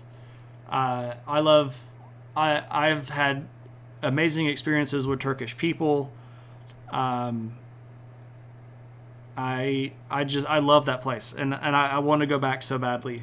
I've been to Istanbul 3 times now. It's so great. I love Turkey. I've been to dozens of places, and I'll get sidetracked here if I'm not careful, and I'll end up just talking about Turkey for forever. I shouldn't do that. I wonder if the concept of Dreamtime might have influenced Herbert's Kwisatz Haderach. Quite possibly. You need to move to Istanbul. Yeah. Istanbul is pretty great. I've enjoyed all of my time there. So another thing about the dreaming or Dreamtime is that this is the origin of morality and ethics, because it's also the origin of all of their creation stories. So the way that we can kind of look at this is that the universe works in a certain way. And for the universe to work in a certain way, it has to work in the way that it works outside of human sort of tampering, right? The universe doing its thing is sort of an objective external morality. And for things to work the right way on Earth, humans have to do the things the way that the universe wants them to be done. But this is why there's so much connection with stuff like plants and animals, because a lot of the native Australian people will look at the way that animals act and they'll learn from these things. If you look at a lot of their stories have animals as characters, where we're learning stories, but we're also learning the morals of our people from learning these stories about animals, right? So this is kind of like your Aesop's fables stuff. But this is also going to be reinforced by the fact that we look for these things in the universe, and we look for these things around us to exhibit how we're supposed to think about things. And one of the ways that I can show you this, our country is good for... let me catch up. Get on with it. Our country is very good in terms of history, yes, but nobody knows much. I've been to Göbekli Tepe twice. I went in 2022 after they constructed the big, nice dome of it. I also went when it was just holes in the ground and you could walk very close to the T-pillars. I've been to a lot of places that are in that area. Karahan Tepe, I went to that before it was excavated, and then I went to that also after it had been partially excavated, and I went to the Sanliurfa Museum to see all the stuff that they excavated from Karahan Tepe, and the big reconstruction of Göbekli Tepe there. I love Turkey so much. I love it. So I knew that people might know about the rainbow serpent, so I didn't pick the rainbow serpent, which is the Milky Way. I decided what I would do is talk about the emu. So one of the shared beliefs, and this is a rock carving of an emu, but this particular emu is the great emu in the sky. And you're like, okay, what the devil is the great emu in the sky? Well, we can see it here, and it's obviously, an emu. But this is this. And you're like, that doesn't look the same. But it is. It's exactly the same. This is this. This is the emu in the sky. So here's like the hump, and here's the leg and the foot that comes down, and here's the neck that comes up, and here's its head. This, by the way, is the Coalsack Nebula, and you can see this in the night sky. It's pretty cool. But what's interesting here, and the reason I wanted to talk about this, this is the emu, and when the Earth rotates and revolves around the sun, the emu changes position, right? It will sort of lay down and it'll stand up. And one of the things that they knew, and this is again connecting the universe with the reality and the places and the animals, and my expertise is that when the emu would stand up in the sky, you knew that you could go find emu eggs. And this was a good source of protein, right? Because the emu was standing up and it was off of its nest. So you could go find its nest and you could get the eggs. Because again, over the course of the year, the position of the nebula changes. And it just so happens that when the the Coalsack Nebula, is more vertical in the sky, it coincides with emu breeding periods, right? But this is, again, it's reinforcing this idea that place and time and the universe and Earth are all happening in the same sort of thing, right? It's all connected, right? Yeah, don't trust a snake, right? Large emu is large, exactly. Yeah, Ogie. So if your name is Turkish, it might not be Ogie, because the G doesn't make the G now. So your username might be like, is it Owie? Is that how I should say your name?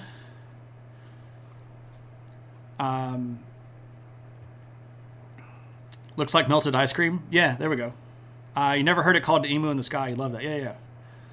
Your teachers are working in Laodicea. So I've been to Laodicea and Izana and Stratonikia. Yeah, so that I've been around that area quite a bit.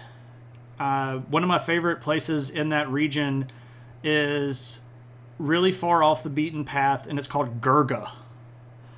I don't know if you've ever heard of Gurga before. It's this really, really weird place in the middle of nowhere on the side of a hill by one of the hydroelectric dam lakes that they made back in the late 90s, early 2000s. Gurga is a weird place, but I've been over that area quite a bit. Lots of cool pictures from that area. Most of my time, if I had to narrow it down, most of the stuff that I've been to is in the Kilikia area. So over by Adana. One of my best Turkish friends. Owen. Okay, cool. Yeah. One of my best Turkish friends owns a bed and breakfast in a little place. It's very, very small. It's out by Kizkalesi, but it's called Erdemli. And I think technically it's in Lamanlu. I don't know if you know where all these places are. It's about an hour west of Adana, into what we call geographically rough Kilikia. I've been all over that place. There are so many really cool things there. Anyway, I gotta shut up. Ancient Australian night sky had to be pure adventure. It was, because all of these things told stories, right? Since every critter in Australia wants to kill humans, these people must have adapted to their environment with a big dose of humility. It shows in their mythology, for sure. Right.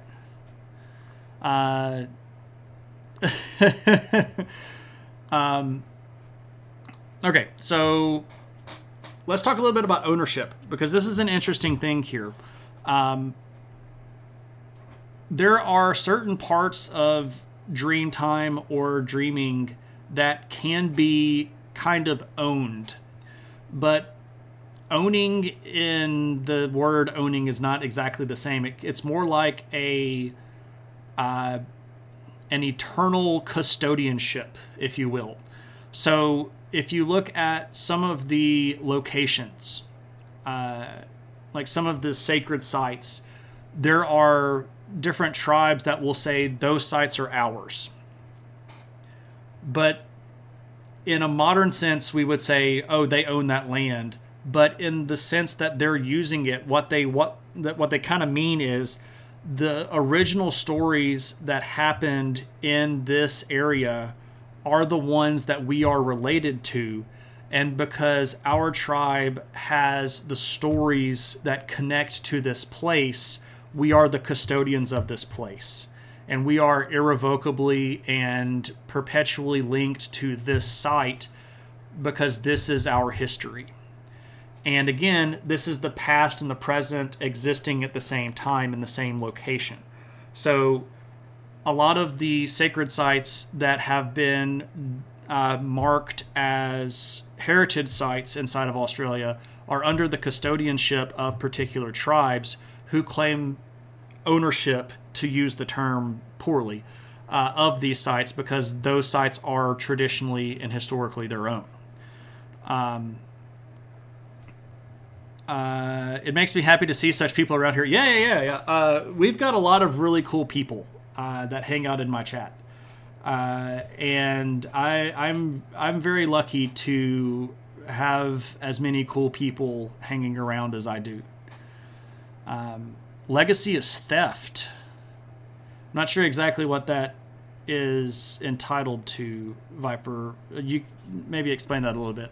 Are there estimates of how many natives there were on when James Cook landed? Yeah, so the best guess is somewhere between 250 and 300,000 native Australians prior to Europeans showing up. Oh, it's a pun on property. Okay, I gotcha. What's up, Frank? Aloha, my friend. I don't know if this could be offensive, but how does custodianship handle descendants who disagree on how to govern the sites? See, there's the thing. In most of these things, it's not an individual that owns a place or is the custodian. Now, there might be people that are designated like, and so here's where our language fails us, right? If we look at a certain place, like I can show you this right here. This is the Gabamong Cave. And the Gabamong Cave is a collection of it's a really, really cool place. And it's one of the largest collections of native Australian art. And these are connected with particular tribes. And there is a particular person that is like the custodian of this, right? But we're using this word custodian today to mean the person today who walks around and makes sure that you're not touching everything and making sure that you're not, scraping stuff off and you're not defacing stuff. The ownership in the Dreamtime or the custodian of the Dreamtime of this location is an entire tribe's. So they have tribal custodianship of this. It's not like I as an individual own this. On such a large territory, the tribes must have been isolated somewhat. And there were. Again, this gets back to the linguistic ideology that when you isolate a population, they're going to start developing a new language. And prior to the Europeans arriving, again, we had more than 300 original languages in Australia. And the islands around Australia, including Tasmania, right? So these were people groups that had, again, they weren't monolithic. They had lots of individual identities and stories and histories. And again, this is also why a lot of these concepts are difficult to describe, because we have elements of these types of histories in lots of the different tribes, but they have slightly different ideas and takes on how all of this stuff works. And there are about 15 or 20 different words in various different languages that refer to this same idea of self and place and time all existing together. But the independent groups are going to have slightly different ideas about how it all works. It's eerie to look at such drawings, a window into the past. Yeah, sure, absolutely. I don't think tribal versus individual custodianship affects my question, but then I kept it vague to be less offensive. I mean, if some tribe wants to do something profane like self... Oh, okay, so that there have been issues with that. Like if multiple tribes claim custodianship of the same location, how do they handle that? And the question is a difficult one to answer, and the answer is almost always modern Western Australian courts are going to get involved, and it doesn't usually end well. That's either a Grateful Dead skull or half a Spawn's face. You've never seen Australian history. They usually tell us about Greek or Egyptian or... Yeah, absolutely.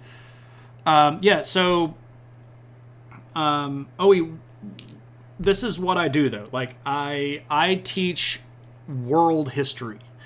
And when I say that I teach world history, I want to teach all of the world history. Not just Rome and Greece and Egypt and Mesopotamia. Now, let me be very clear. I love that stuff. I did my master's thesis on Roman transition of law from the Republic period to the Imperial period.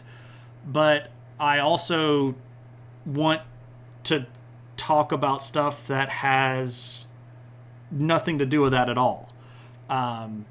I don't care at all about James Cook, just to be honest, but I'll do it if you want to do it. It's not my thing, but we'll do it if you want to. 300 different languages, that's impressive. Yeah, it's a lot. You read a story about a Westerner joining a tribe in Australia against his father's wishes. Yeah. I think that ends up pretty bad for that guy, if I seem to recall.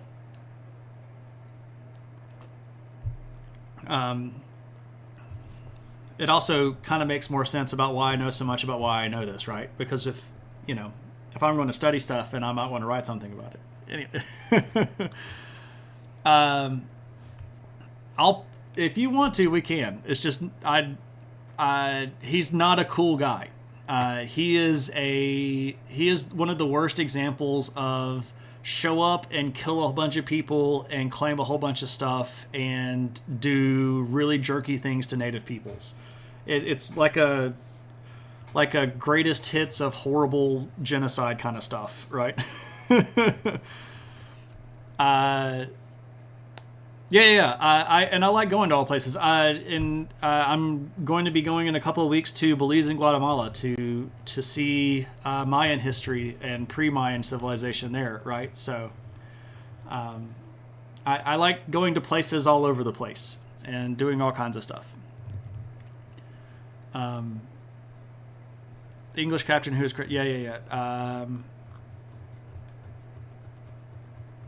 Steve the John, what's up? Who were the Milner Group / Round Table movement? Did they play a significant role in World War One? I mean, it depends on what you want to call significant. There were...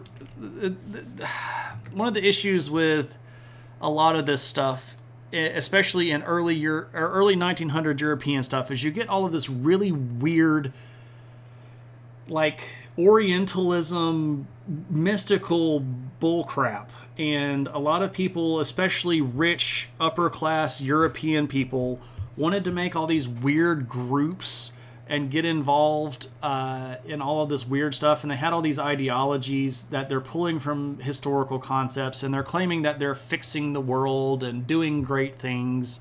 So the Round Table movement is like these group of British nobility and upper class people in like the early 1900s. And they were basically, well, let me say this. They were theoretically supposed to be helping colonies govern themselves, right? They wanted to make sure that the colonies, and specifically here, the British colonies, that they were going to try to get the British colonies to like Britain more. And they wanted to help them govern better so that they didn't have all these problems. But if we're being real and we're being honest about this, all they really wanted to do was make sure that the colonies were not going to try to go independent, and they definitely were trying to make sure that the colonies didn't end up going to another country, right? This larger concept of like, what is the Commonwealth? And if we really look at this, we're really supposed to be doing things like we should be promoting free trade, and we should be helping these people become self-sufficient. It's all smoke and mirrors to basically make sure that Britain kept itself in a position to economically benefit disproportionately from the colonial system. And did that play into World War I? Maybe, because one of Britain's biggest issues was we got to make sure our empire stays together, and we've got to make moves that are going to put us in a position to make sure that our empire stays together. And one of our biggest threats to our empire is the expanding German Empire. But is the Round Table movement like secretly pulling strings behind the scenes? I don't think so. Icelandic history. Look up necropants. Interesting. Alex Jones mentioned it in his crazy Kanye West interview. Oh my God. As a general statement, if Alex Jones says it, it's suspect. As a second level, if Alex Jones is talking with Kanye West, you should suspect it even more. Yeah, the occult stuff was huge in the late 1800s, early 1900s. No, probably not onto anything real. You know, Iceland and England as Anglo-Saxon. So the okay. So Anglo-Saxons and Icelandic people are not the same people, but if you go back far enough in time, they come from the same location, and these are Germanic populations of people that are migrating through Europe several thousand years before, right? The big Germanic migrations are going to show up, and they're going to take different branches, and one of those branches is going to end up going up into Scandinavia, and those are the ones that end up over in Iceland. And another one of those branches is going to end up over in places like the British Islands, and those people are going to have ethnic ties way back in time and linguistic ties way back in time to the people of Iceland.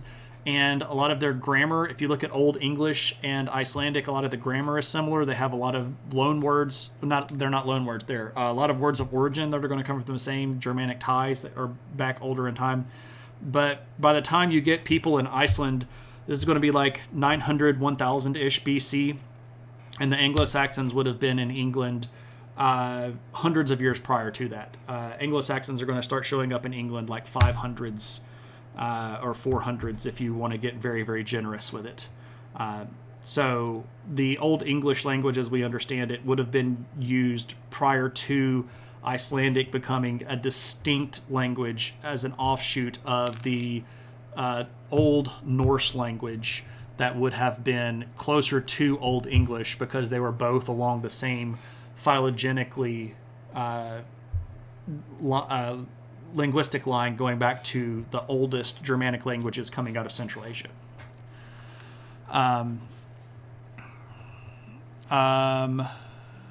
You know, Iceland, but not Anglo-Saxon. Jens Sao. I mean, if you'll recall, we've talked about her already in the History of Pirates stream. We talked about her rather extensively in the History of Pirates. That was way back when, though. My next viewer request will be the history of Lumpy's abandoned viewer requests. All right. We're not done with this, and I've got more stuff that I need to show. Okay. Other common themes. Art. Obviously, art is one. I can kind of do this kind of fast. Rock art. We've showed rock art. This rock art is 30,000 years old, right? This, again, is Gabamung Cave. But we also see rock art like this that was being done in the 16 and 1700s, because this is rock art of, it's a European ship, right? It's a European ship. So we want to see European ships. Boom, there we go, right? There's also stuff like this guy. What up with this guy? This is a white dude, right? Wearing a white dude hat. Yeah, it's two Shanes that are so obviously pale that they stand out from the background of the wall, right? The point here is that we have rock art as a tradition that spans tens of thousands of years, right? And this is something that was part of their culture. Music is also part of their culture. I'm sure everybody knows didgeridoo. I actually have a didgeridoo, and I was going to bring it out, but we don't have time for that anymore. One of the things that's part of Dreamtime, or the dreaming, are these things called song lines. And song lines are these really intricate stories that are told through song, and they are part of the dreaming and part of Dreamtime, because these songs have been passed down through history. And when you sing these songs, you are I'm already way past time, and I'm running out of steam as it is. I've got to roll back up and try to catch up with chat, and that's going to be bad. I'll call the puppy if you want me to, though.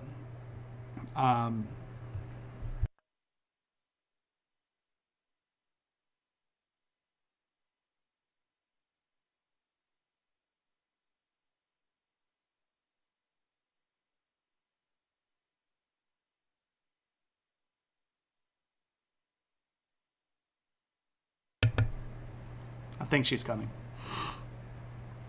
To match the cave drawing. Oh, you want me to put the adventure hat on? You just want me to put it on so that I look like the cave painting? There you go. All right, let me roll back up in chat. Try to catch chat. He got his comeuppance and killed on a beach. Yes. Oh, Belize, I did a volunteer trip there. University lived in Mayan village. Very cool. Very cool. All right, here's the puppy. Let's switch over to... Come over here. Switch over to puppy cam. And of course it's frozen. Hello. Hello. Hey, where are you going? Where are you going? Come back. Hey, come here. Kaylee, come here.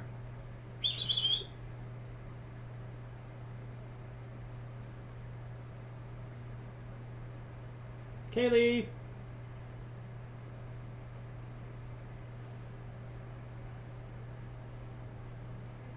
Of course, this is... I friggin' hate this camera. And of course, now the dog is gone. So, anyway, and she won't come back. Or maybe she will come back. I don't know. I gotta restart this stupid camera or it's not gonna work. Hey, come here. Come here. Come here. Hey, come here.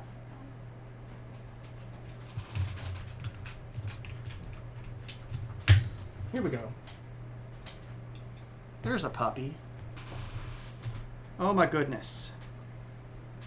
Oh my goodness. You have the chicken. This is her favorite toy. This is the chicken. And it's absolutely disgusting.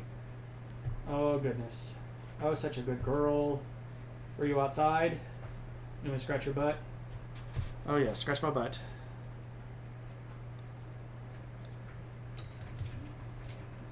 And now she's leaving.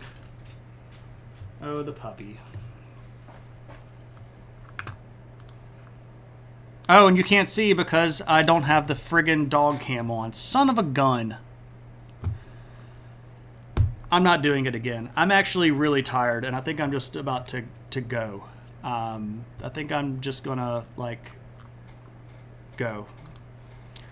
I'm very tired, and I don't know. I suddenly got in a really bad mood. Yeah, the computer thing is a pain in the butt, man. I really hate it when OBS does this junk. I really, really do. It's so annoying. Because it's supposed to be like you just click a button and the thing works, right? But then you click a button and the thing doesn't work. And it's because OBS has lost the connection with the thing and it's not reading the source. So then you reboot the camera source and then OBS is like, nope, I don't want to. I don't know, man. Yeah, you don't see a puppy or a didgeridoo, alas. Yeah. Yep. Unfortunate. It's funnier this way, though. You thought it was just you? No. No, it's just weird. That cave painting of you should be an emote. I'll have to try to find a better picture of it. Yeah, so I have lots of hats. This is the adventure hat, and I wear this when I go out on adventures because I burn too easy. There are other hats that are involved.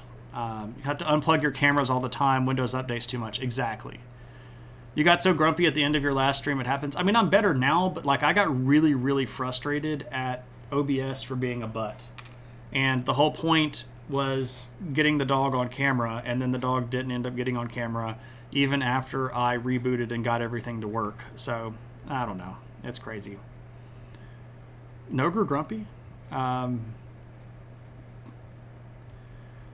a didgeridoo for €30, or 30 pounds rather. The one that I have is really long and it's very bulky and it's in the other room and I have to go get it. And I need to put more wax on it because the way that it works, anyway, the mouthpiece is basically just the end of the pole and you put wax on it to form kind of a more easy seal around your mouth. But the wax that I have on it is very, very old, and I need to put new wax on it to get a better a better seal. You just got home. That means you're into streaming, right? Yeah, pretty much, Tuna. We're pretty close. I can't do the circle breathing thing very well. I tried to learn it as best as I could, and I'm just not very good at the circle breathing. It's definitely an acquired skill.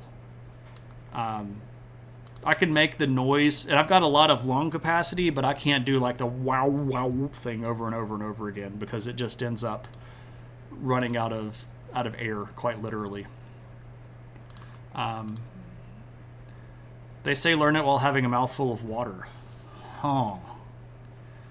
Yeah, see, I mean, and it's actually from Australia, and it's handmade and all of that stuff. My father-in-law spent about half of a year down in Australia and met a lot of people and got the hookups and the contacts with the good people, right, that know how to do stuff and know how to make stuff. So I don't think it's what anybody would call an authentic didgeridoo, but it is a legit real one made by a person by hand that was a native Australian person from Australia. I do history stuff on Thursdays. I try to do history stuff on Tuesdays, but I don't always get around to it because I teach more during the school year. And sometimes I will stream on the weekends doing model building, but when I stream on the weekends, it's kind of like ask me whatever you want to, and we'll talk about whatever we want to talk about kind of thing. I only plan discussions like this on Tuesdays and Thursdays. And I haven't been streaming very much on Tuesdays in the last few weeks just because it's the end of the semester and my workload has become incredibly high. So it's not an authentic didgeridoo, but it was handmade in Australia by an Australian. Yeah. Well, I mean, it's not something that they made out in the bush, right? It's not something that they've made for personal use. They made it to sell to people, right? So this wasn't something to be made for ceremonial purpose. This was made to sell to people that were going to be interested in buying something that sounded like this, that wasn't going to be bought in the airport, right? So, all right. Okay, so that's the end of the stream stuff, and we can do the end of stream stuff. So if anybody has questions about stuff, or if you want to ask questions about this stuff, or if you want to ask questions about other stuff, or if you want to do point redemptions, we can go ahead and do that. But I am tired, and I don't necessarily want to stay on for another hour, just sort of chatting around. Forest of Kings is a great book to read before my Belize trip. Interesting. That was actually way more interesting than you thought it would be. Okay, good. Forest of Gumps. Okay, Nick Sluttle, what do you want to talk about in the news? And Tuna, what do you want to talk about in the news?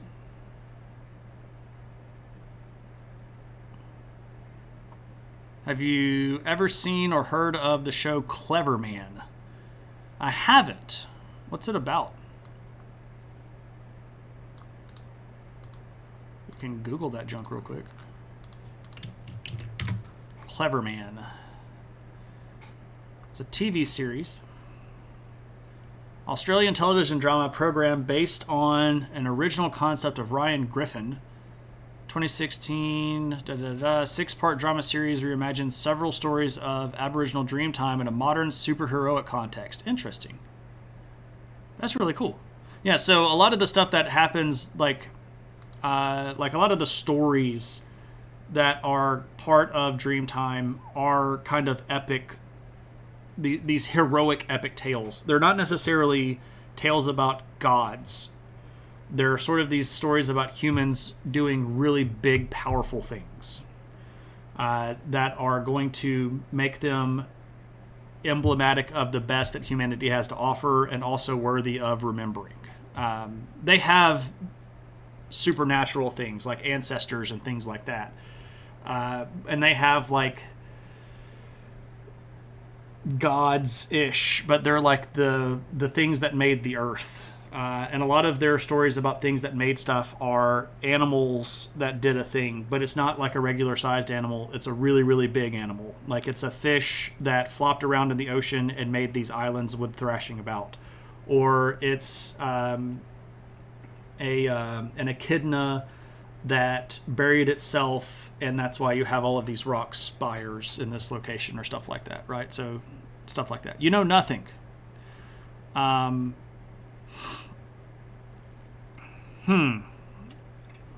right, well, let me rant about one thing real quick, and I'll try to make this a small rant. I'm really tired of Saudi Arabia. I don't really know why the United States... Well, no, let me pause and say, I'm really upset that the only reason Saudi Arabia and the United States are allied is because of oil, and I really wish that America would get off of its oil dependency and realize that Saudi Arabia is a country that is run by people that have no regard for human life, especially women's lives. And I know this is going to sound super virtue signally, but I got really upset today. I read a story about this particular young lady in Iran that was just tried by a terrorist court. Not Iran, Saudi Arabia. But crazy enough, they hate each other, but their governments operate a lot of the same ways. Anyway, the Saudi government just put this woman on trial for going out in public without wearing a headscarf. And she took pictures of herself and posted it on social media. And they prosecuted her in a terrorist court for being a terrorist because one of their rules about terrorism is anybody that incites violence against the government. And she got 11 years in prison. And she's already been in prison since last year. They abducted her at the end of last year. And they kept her in solitary confinement for like 6 months and beat her up a lot and broke her leg and didn't give her access to the government, to any medical care. Her parents didn't know where they were or where she was. And this should not be surprising. Saudi Arabia has historically horrible treatment of women. They passed this big reform back in 2022 that America really patted them on the back for. And in this reform, it did stuff like it said stuff like women are still required to have a male escort for being out in public, right? They can't walk around in public by themselves. They have to have a male from their family that are with them. Not a male escort like you're about to go like, ha, ha, ha. Not that kind of male escort. Also, in Saudi Arabia, there's no legal statute for marital rape. So if you're a woman and your husband wants to have sex with you and you don't want to have sex, he can rape you. There is law in Saudi Arabia that allows for honor killings. There are laws in Saudi Arabia that allow for people to be stoned and killed if they convert away from Islam. And we don't talk about this crap. And I'm really, really sick of Saudi Arabia on many levels because Mohammed bin Salman, the guy that's the crown prince, who was chosen back in 2017 to sort of be the new face of Saudi Arabia. Everybody got really excited because he was a progressive. No, he's only a progressive in that he understands how to make money. He's absolutely a super conservative that has worked against the rights of women and people that aren't Muslim in Saudi Arabia since he took over. But he's been on this stupid charm offensive for the last 5 or 6 years and is really getting under my skin that everybody's buying their bullcrap. We're now having WWE wrestling events in Saudi Arabia because, we're buddies now. We should look at how cool Saudi Arabia is. They're hosting the WWE. It's also fair to note that women wrestlers can't go to those events because they can't wear their wrestling outfits in Saudi Arabia because it's illegal for a woman to be dressed that way in public in Saudi Arabia.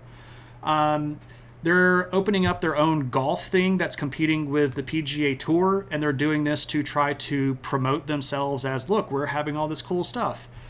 They've also opened up a competing soccer league. And I'll say this, I didn't really like Cristiano Ronaldo anyway because I thought that he was a prima donna showboat.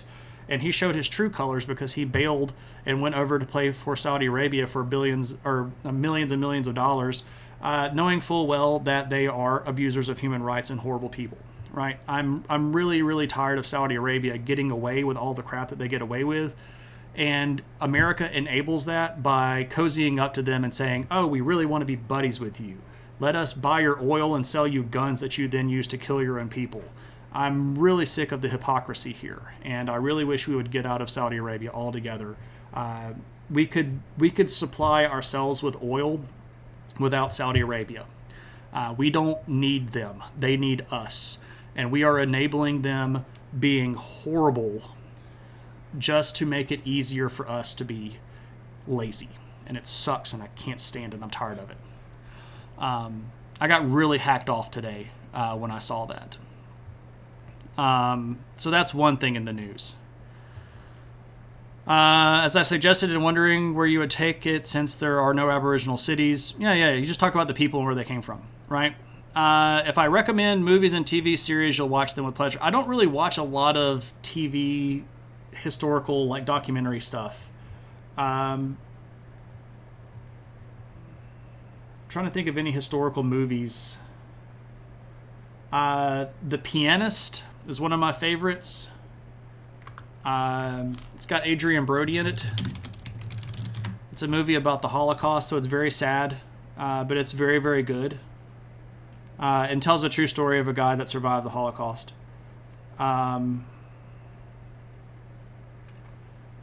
Favorite historical TV shows?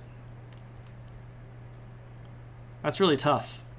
I've watched a lot of them, but I don't know if I'd recommend a lot of them.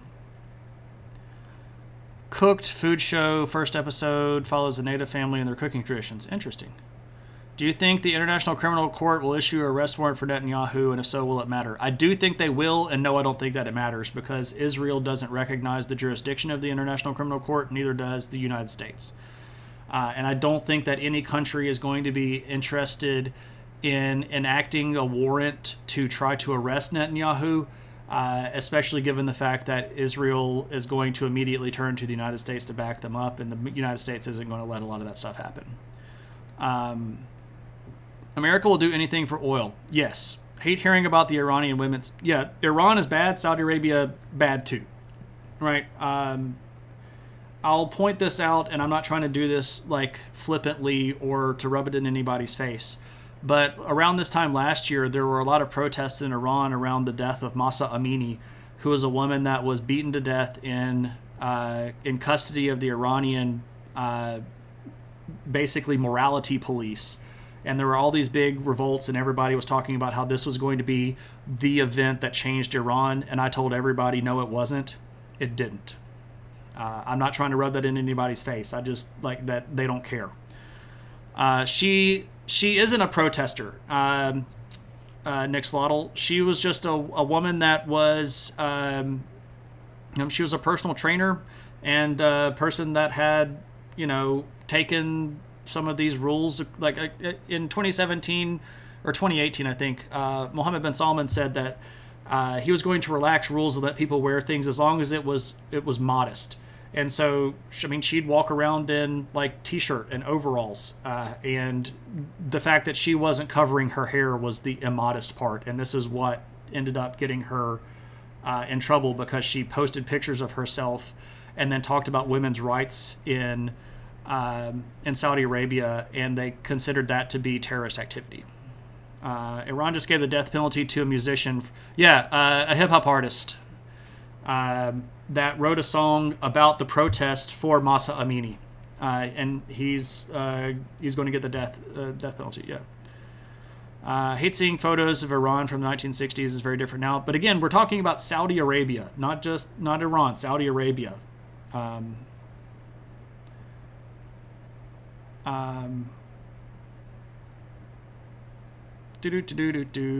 Whoever redeemed the what's in the news got a free opinion hat. Pretty much. Women can wrestle, they just have to wear full body suits. Interesting. My son likes horrible histories. What's up, Lopta? No, she does pay for them, right? Yeah, ha ha ha. America has to take its nose out of a lot of places. Yeah, I agree with that too. Those were scary university revolts, like some didn't end well. No, they didn't.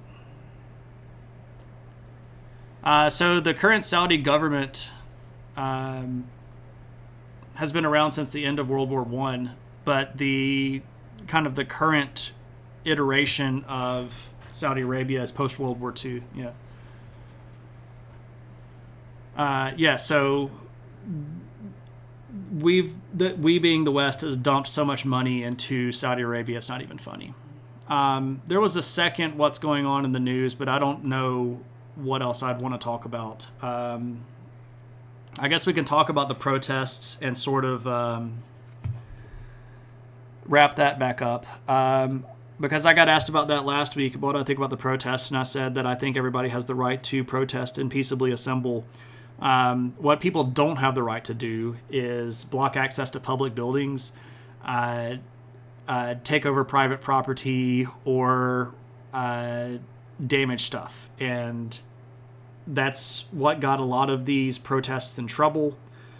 They were occupying public buildings, they were occupying private buildings, or they started damaging things. And I know that there are all of these stories about how this group got pro-Israel people to invade that group and start riots and stuff like that. And I'm sure that there was some of that was going to happen. But a lot of the protests that got broken up were headed towards that direction already, because they had decided to move out of just public areas that weren't impeding function, like the quad. Like, you set up a tent city in the middle of the quad. This isn't going to shut down the function of a university. If you move into one of the university buildings and don't let anybody in or out, that's going to be a different situation. And I get their concept of, like, oh, we have to be more active to get our message heard. But if I'm being for real, I don't know if a lot of the people that were protesting actually understand for what they were protesting. And I'm not trying to say this to be rude. I'm trying to say this because I'm sad. I don't think that a lot of people, including and especially young people, because I'm around these people all the time, literally every day.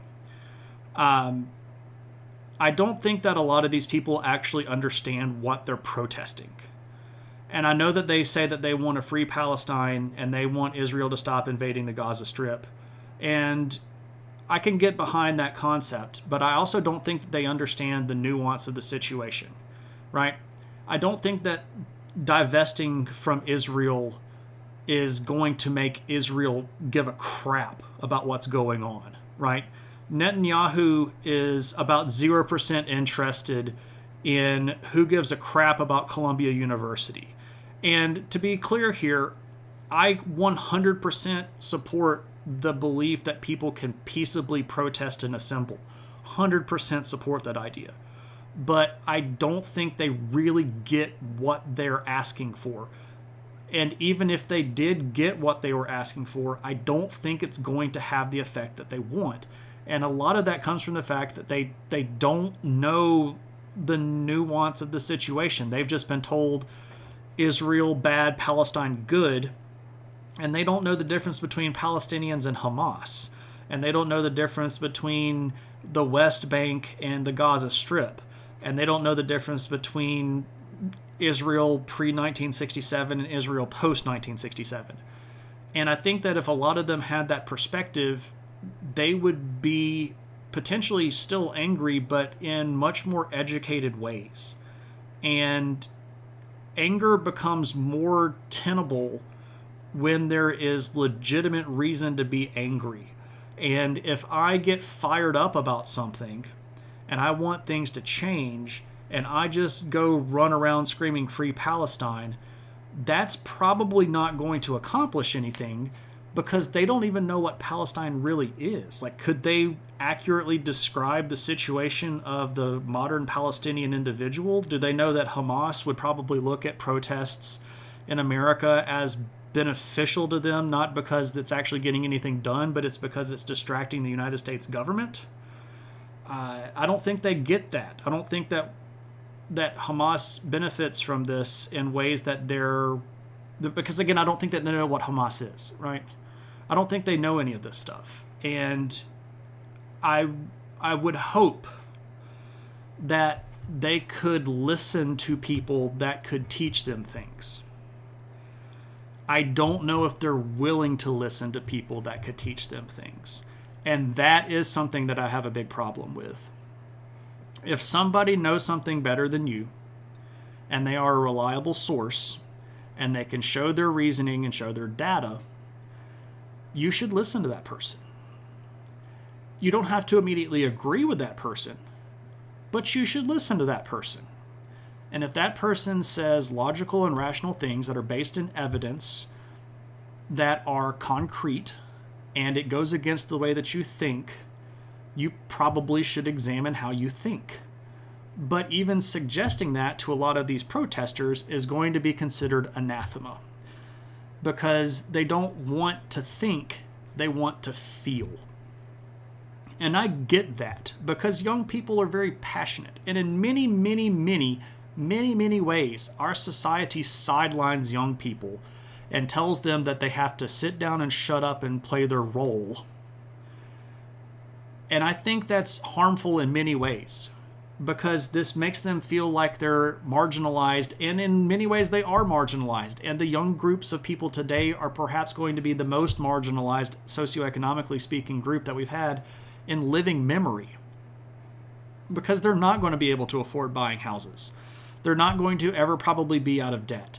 They're probably not ever going to be able to have the same attempt at getting the dream goal of working hard and pulling yourself up and doing all of that stuff, right? But that's not an excuse to not learn, right? You should still learn. And when you learn, you realize that you might not be making the wisest decisions. So let me catch up with chat. So there's your second what's going on in the news. The modesty angle to the law sounds almost designed to allow authorities. It's 100% designed that way. You're not seeing anything interesting in the news. All of the same stuff happen. Yeah, sure. I bet you can show your hair if you don't talk about women's rights. You can't. I saw a video of a Jewish student being blocked from going to one of his classes. Steve, that's exactly the crap that I'm talking about. A person that just happens to be Jewish is not the same as the Jewish government.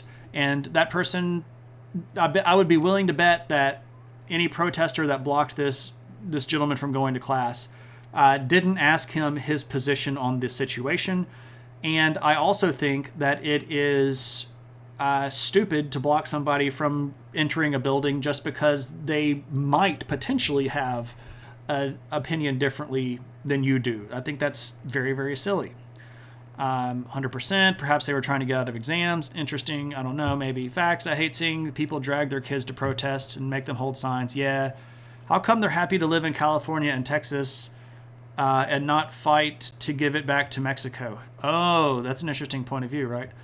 Much, if not most, of activism is about gathering social capital. True. There's a good chance that this video is dodgy. The most popular video as such was someone who had been harassing the protesters for days. Okay, see, now that's interesting angle there, Frank. Thanks for clarifying that stuff.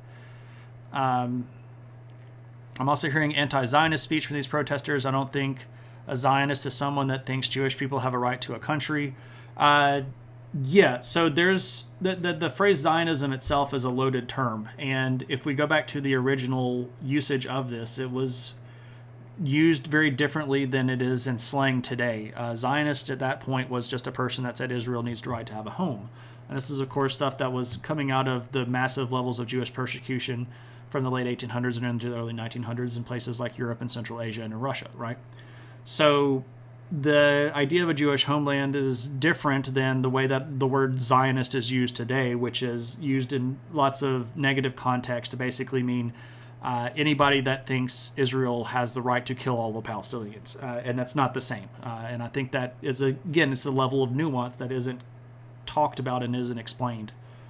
How I feel when I hear people say they're boycotting X brand because they support so-and-so side just looks like virtue signaling. A lot of it is. A lot of it is. I don't think they know that. I don't know what that is, but I don't think they do. Seeing the other side's argument, I'm not sure what to think. And that's fair. And it's also fair to say, I don't know how I feel about this. Because if you know that you're not informed enough, it's okay to say that. And I don't think that means that anybody can make a value judgment on you based on that, right? If I said, I'm not sure how I understand this situation because I don't know enough of the facts to make a valid and logical argument or make a position, that itself is a very honorable answer. It shouldn't be like, well, if you don't know, then you're just a horrible person. No, this is again the false dichotomy of modern social media. Either you're with me or you're against me, and if you're not with me, then you must be against me, and I hate that crap. Have I done a history of the Gaza conflict stream? I haven't. I've done 3 or 4 streams on the history of Israel. And I said that it was an ongoing series, and people just stopped suggesting that I continue the series. So we've done some stuff that's talked about Gaza, but not a complete beginning, middle, and an end of it. Too tired to think. I hear you. I'm very tired too, and I'm very surprised that I'm still being cogent this late. Mexico should also get its territory back. Yeah, right. It's a huge thing. People don't educate themselves on the issues. They just show up and yell stuff because it makes them feel like they're doing something. Yeah. I prefer Angry Shane talking about the news. I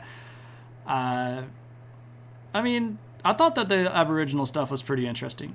Think about the cred they would get if they escorted that guy to class instead of blocking him. Maybe. Why does the media cover university protests so extensively? Cryonics... First, welcome. Second, we should always remember that the goal of a media company is to make money. And the way that they make money is by engaging you.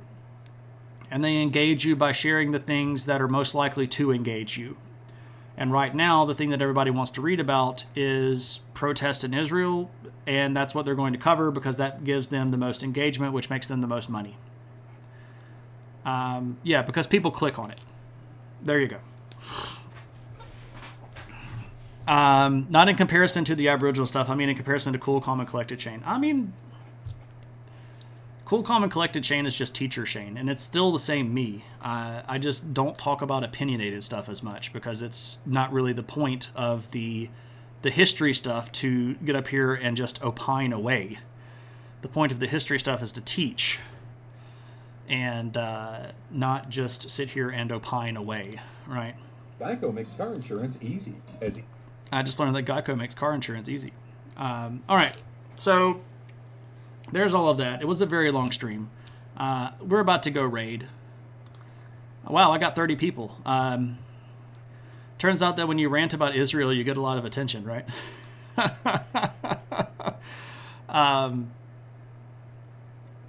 Get some sleep. Thanks, Claire, again for that. Post a short story on Australia. Yeah, maybe not. Maybe not. If anybody wants to, you can message me about that. But I don't know if we'll post that for public consumption. Who are we gonna go raid?